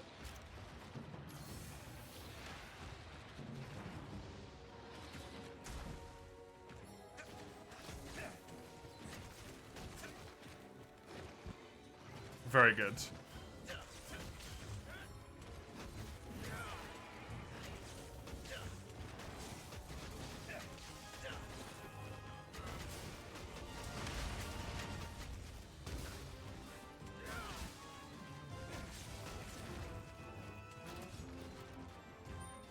Your 2DS plays the Wild Glavenus theme on the main menu. Yo, that's cool as hell. Nice. Soon, TM, you'll have it fully prepared and start working on the gift packaging. Good shit, Jordan. You want to show a ton of care? Yeah, that was the parrot.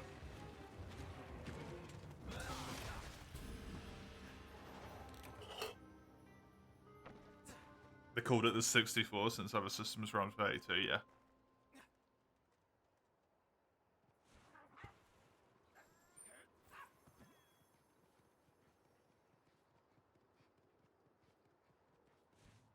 Imagine if they still did that, it'd be confusing as hell.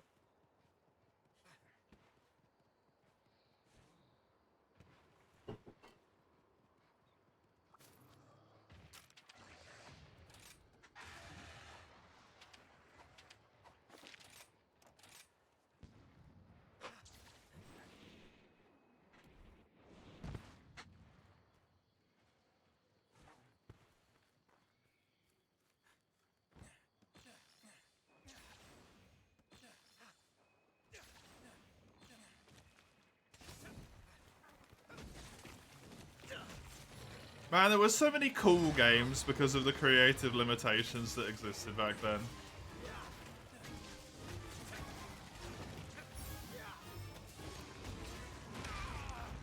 People did some really awesome stuff. Yeah, exactly, right? How far they pushed the consoles is so cool.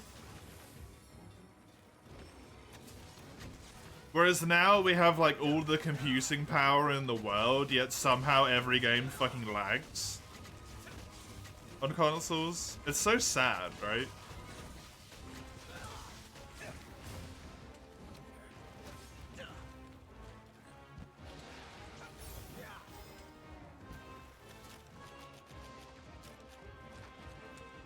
Final Fantasy IX runs on a PS1.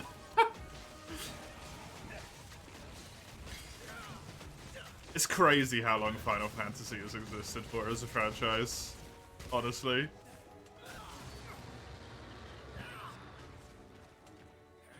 It's something that boggles my mind every time I think about it.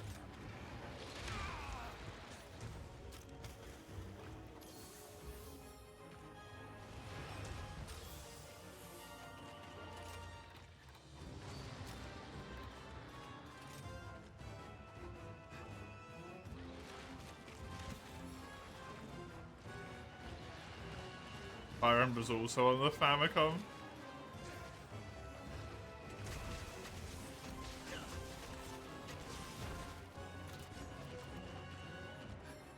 Thankfully, Fire Emblem doesn't have the horrific naming scheme though, right? Of just numbers.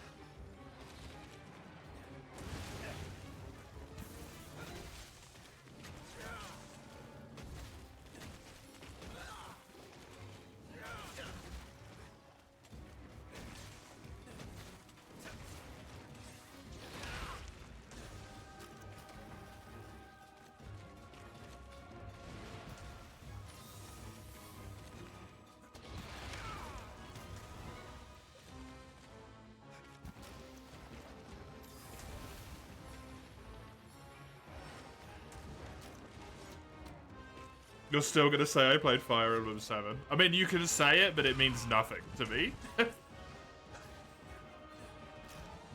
I played Blazing Blade. Blazing Blade? I think so. Or Burning Blade? Burning Sword? Blazing Sword? I played Dorcas Emblem.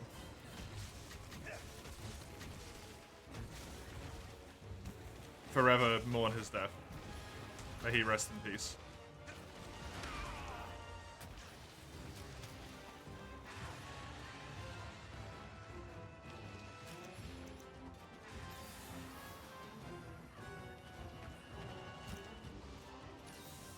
When am I going to start Fire Emblem 8? I have no idea what Fire Emblem 8 is, so the answer is never.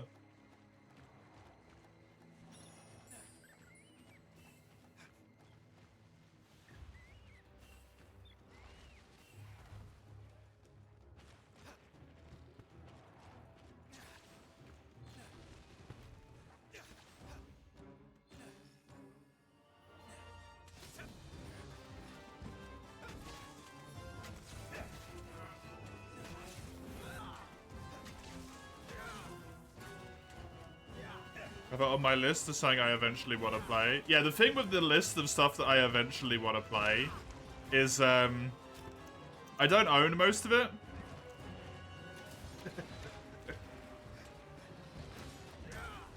And considering I currently have 2 incredibly large expenses that I have to save money for, and I lose money every month, that's a bit of a problem.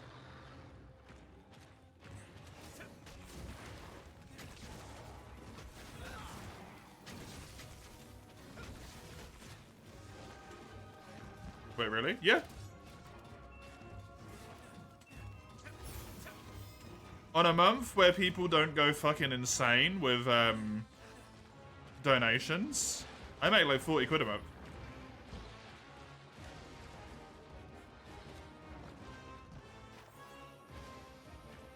That's it.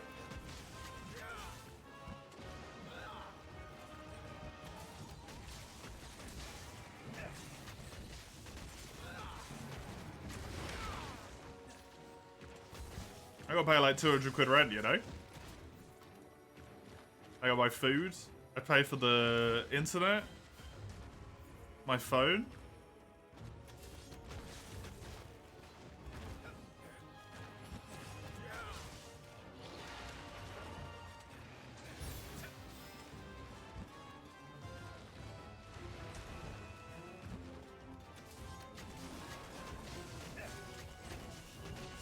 Naming schemes could get worse. Some naming schemes are so weird you don't even know what games are part of the series. Tales of. Or Semicolon. There's a game just called Semicolon.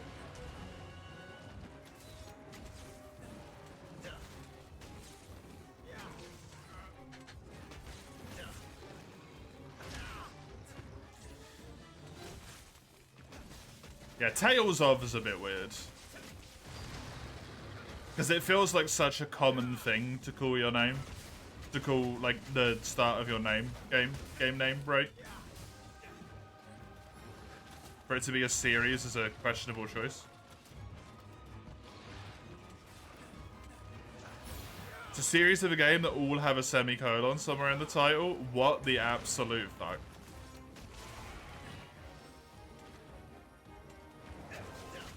That's even worse than Tales of Arise. Tales of. You could call any game Tales of thing, man. Tales of Berseria. I think they're all part of the actual Tales. But I don't know.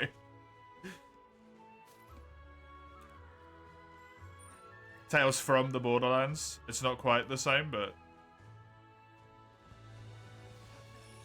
that could very well have been Tales of the Borderlands. Actually, it might be. Clearly that's Borderlands, but, you know, my point. Is Steins Gate a game? I didn't know that.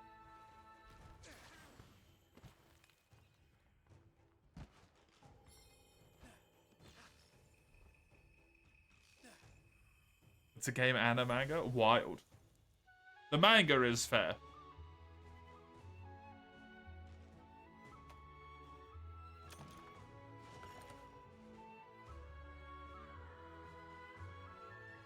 Because most things that are anime are usually manga first.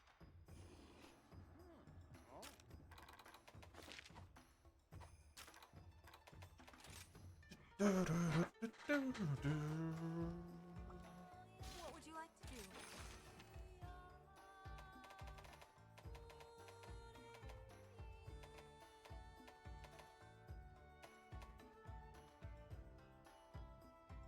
All parts of the series are 2 words separated by semicolon.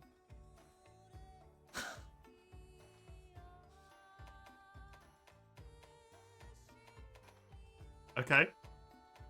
That's a choice. Until next time.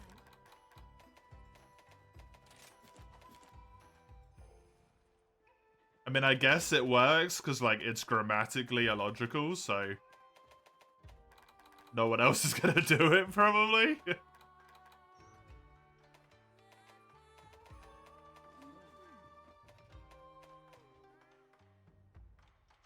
Not just good enough. I've been waiting for you. Wait, I actually need to tick that off. Which quest would you like? Let's do Magnum Marley.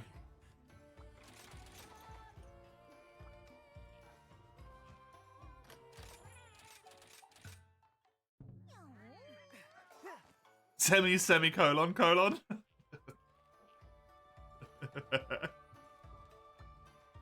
Dude, there's so many of them. What the hell? There's that many?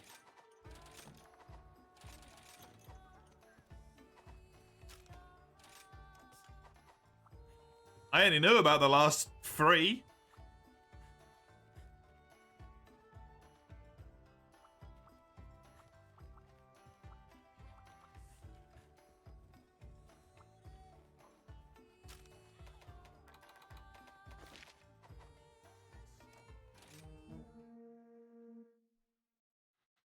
The game about the colon of a semi?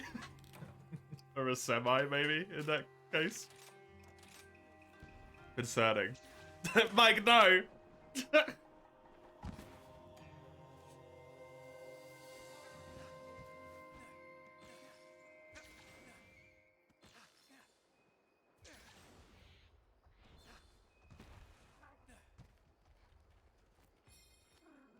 Don't invoke Truxkin.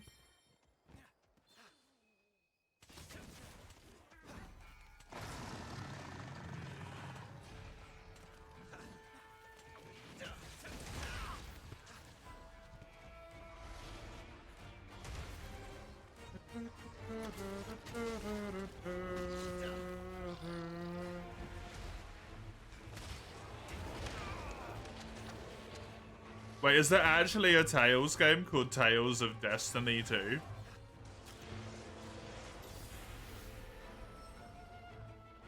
Yes, not to be confused with Destiny 2.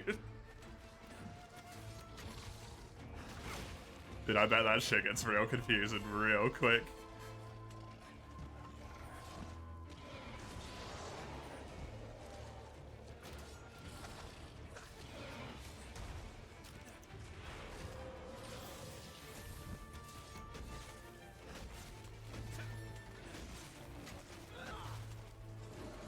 Tales of Destiny 2 was PS2 game. Oh, fuck yeah, dude.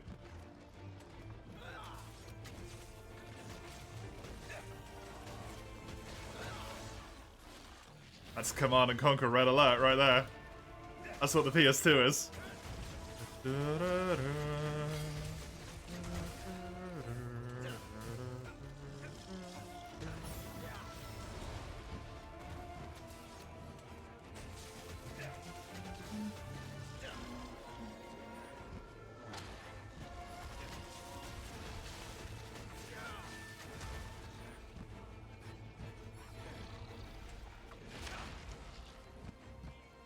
Dude, those games were so fucking weird.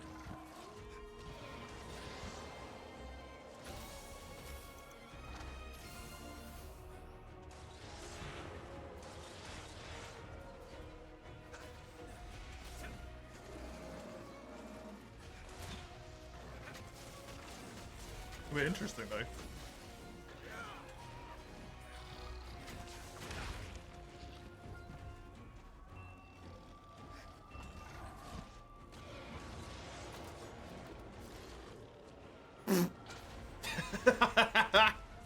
Casual 1% shiny. Thanks, game.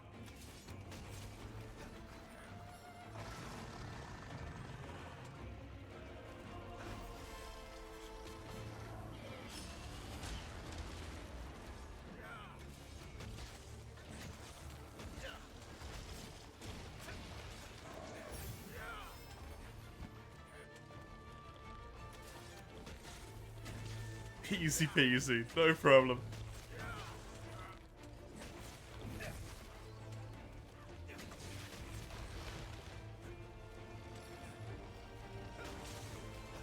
This is why you hate cap spammers? Oh, Magnum Arlo?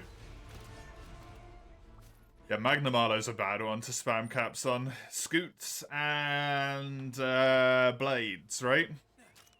If memory serves, Scoots and Blades. Your chances of getting them on a capture are fucked. If not actually zero for some of them.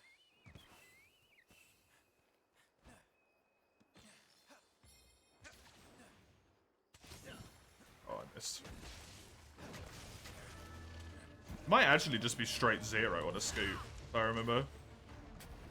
Get to solo it so much, I can imagine. Good to know that I'm just below the one-shot threshold.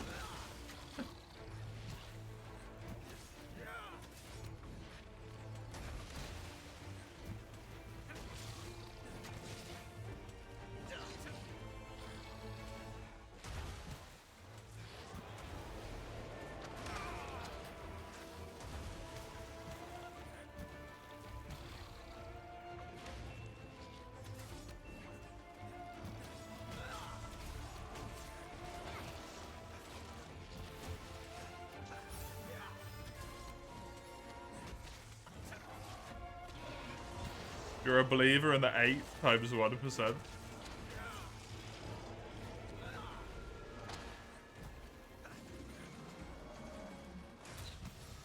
Yeah, I mean, 81% is a good amount of times, right?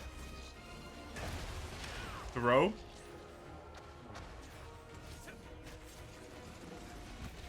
That's a lot of rolls, honestly.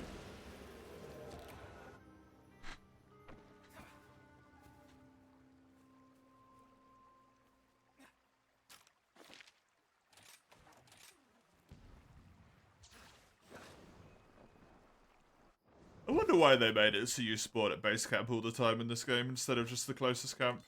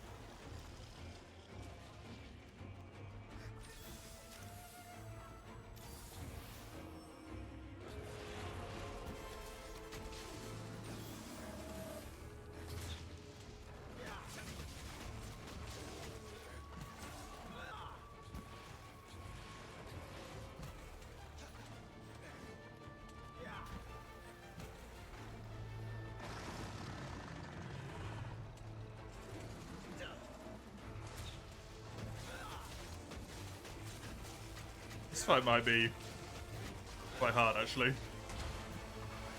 With not very good armor.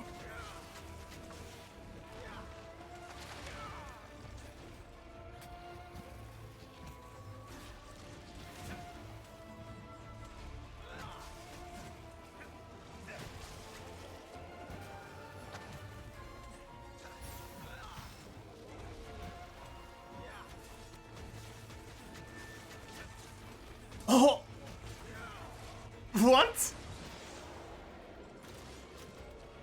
I got a Magna Orb on my very first 1% shiny. Really?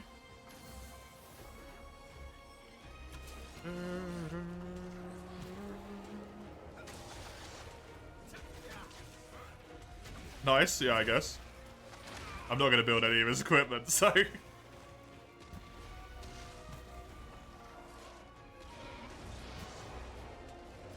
What does that have to do with capturing?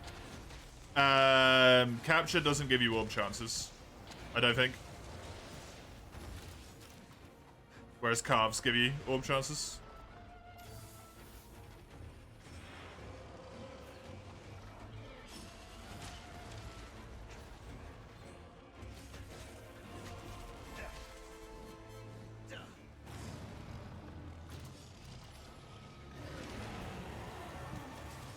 Oh, really? It might just be Magna in general, though, because of Scoots as well, right? Spam capture on Magna was a problem for a lot of people because of Scoots. It might have been Scoots, it might have been Blades. There is a particular drop that was a big issue with Magna, I remember. Scoots a cap? Oh, really? I think it's really hard to get the back break, though, right? In time. Online. Because they're also a back break. But yeah, it must be the Blades in that case. You played Insect Glaive, yeah. For you, it was fine.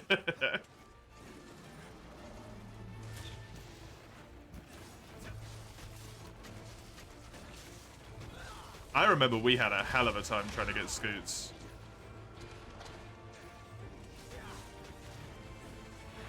Dual Blades and Gunlance were struggling to break the back, unsurprisingly.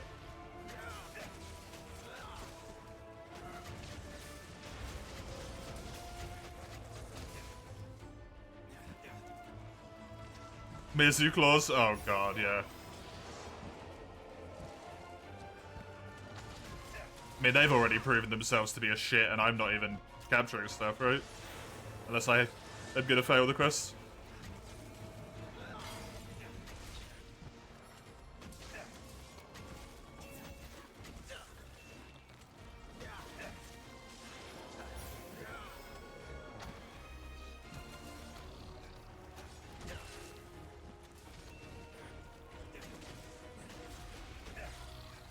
Speaking of blades, where are your blades? Actually?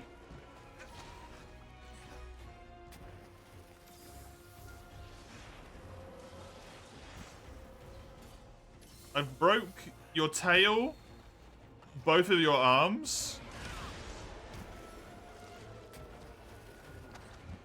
and you haven't done the attack to call them out like a single time. They're like raw.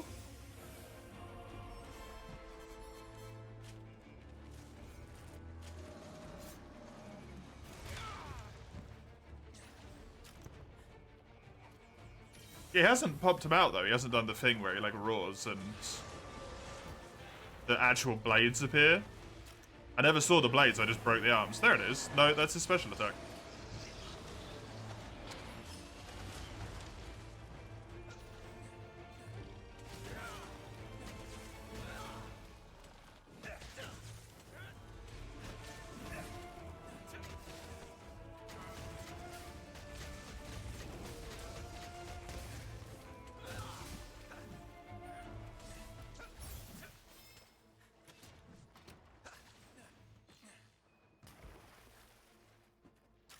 Normally I see them before I break them, but just didn't happen this time. Just weird.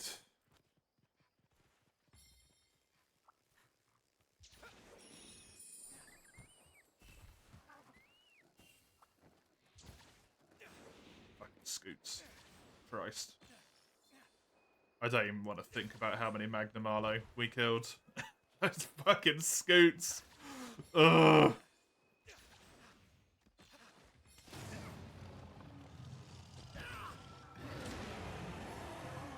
There it is.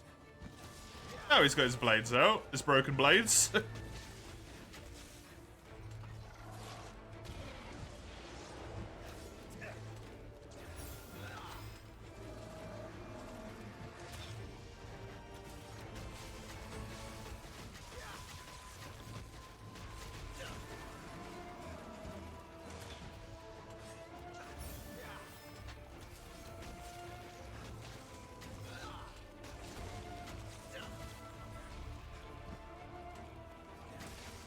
Is he overtuned in Master Rank, really?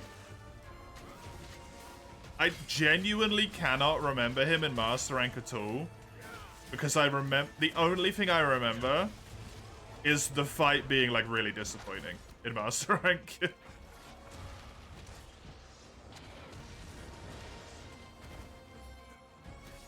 Because I just destroyed him.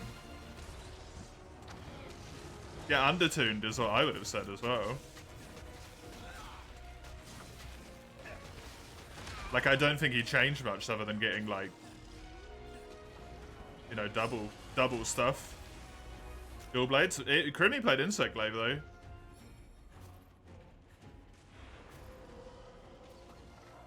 Even if dual blades are definitely the issue in my part.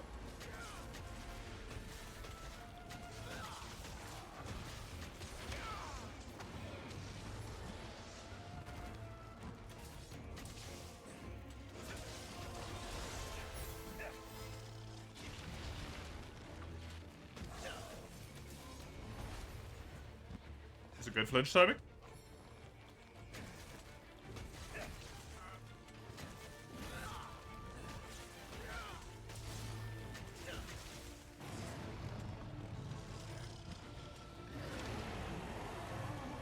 Dude, I just stopped this. What do you mean you're doing it again?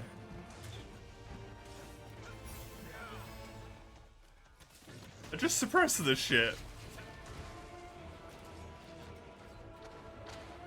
It's rude. 2 tiers.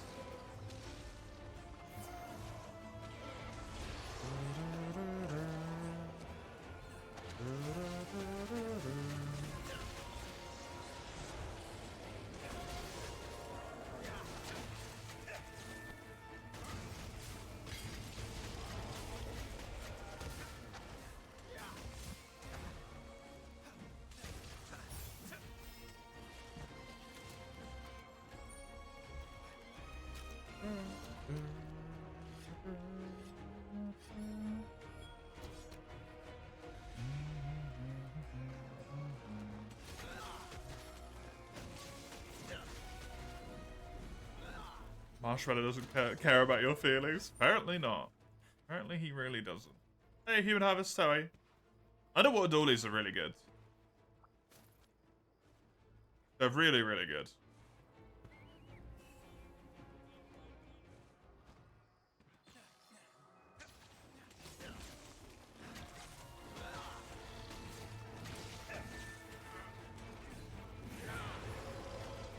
I feel like the only one who likes Underwater Hammer. I honestly can't remember it.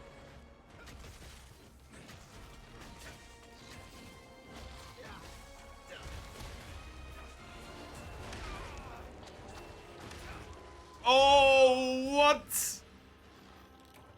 I fucking wirebugged across him, didn't I? So, I just jumped straight into the damage. That was dumb.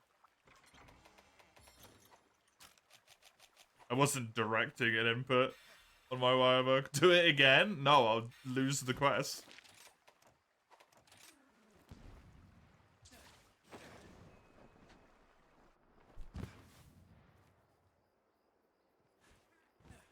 Ella Fish, I've warned you to not even joke about it before. I am now warning you once more. Don't do it. I will ban you until it comes out. Or time you out until it comes out. Because every time you do it, you bring the topic up, which invites conversation, which incurs accidental slips. So don't do it. If it's really that hard for you to resist, don't come here until after the game's come out and been out for a month.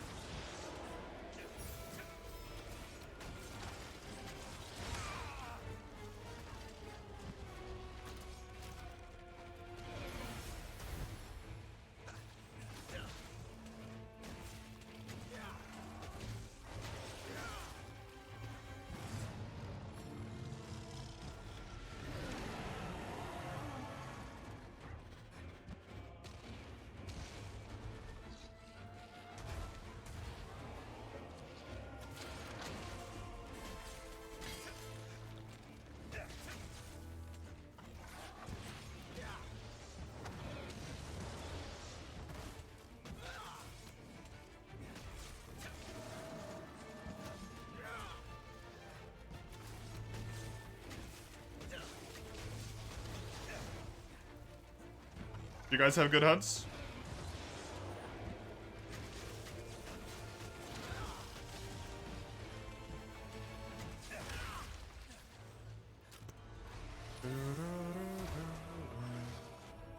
I never thought I'd see the day where Komi actually had energy to play Monster Hunter, by the way. It feels like it's been so long since Komi's actually had the energy to play Monster Hunter.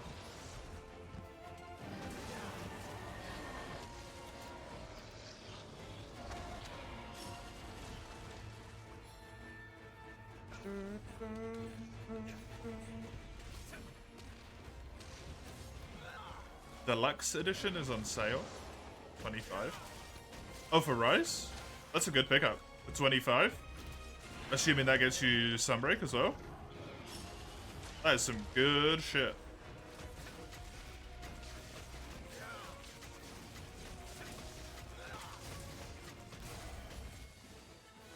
Yes! Both Rise and Sunbreak. That's really nice. Hell yeah. Definitely pick it up. Yeah, exactly. That is like a robbery.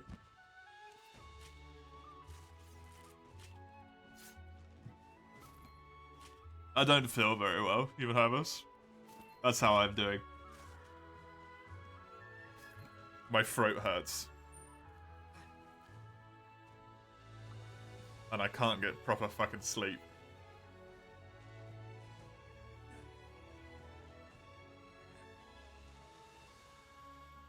Rise was good today, though. I got a lot done, so that's nice.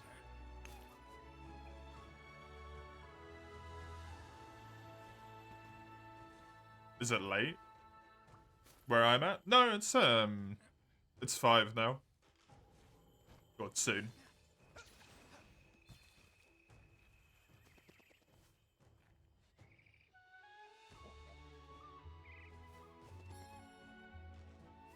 You know the perfect medicine for throat pain? For curing acid damage? Stomach acid damage?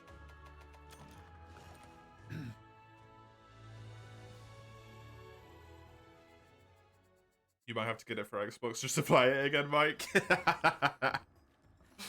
Oh yeah.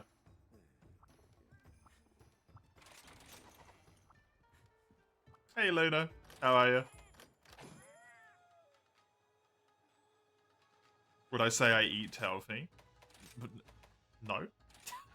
Have you seen the size of me?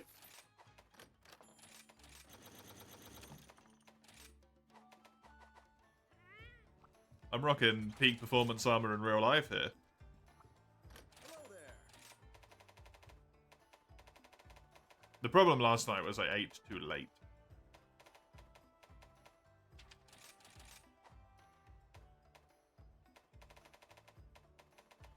Which is a biggie for Acid. You need to sift through from the old notebooks and blocks to find your up-to-date notes are free, find out the last things you would do, but it probably is a lot of abyssal laggy. It tends to be a lot of abyssal laggy, unfortunately, yeah. Here. Until next time.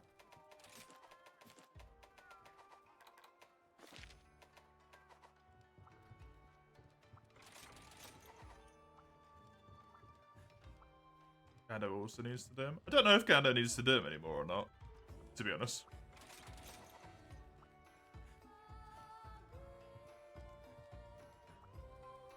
Can't remember if they got what they needed. That is my hair ripped out of my head. Fucking ouch. Is me done for the day with Rise specifically. I will be back later after a little break here with some 4 Ultimate. Otherwise, next Rise you will be able to find from myself is on Saturday. You can see on that little linky link there what it will be in your general time zone. Otherwise, if you just want more Monster Hunter, I'll be back at about 15-20 minutes after my break. See ya. Just a sec.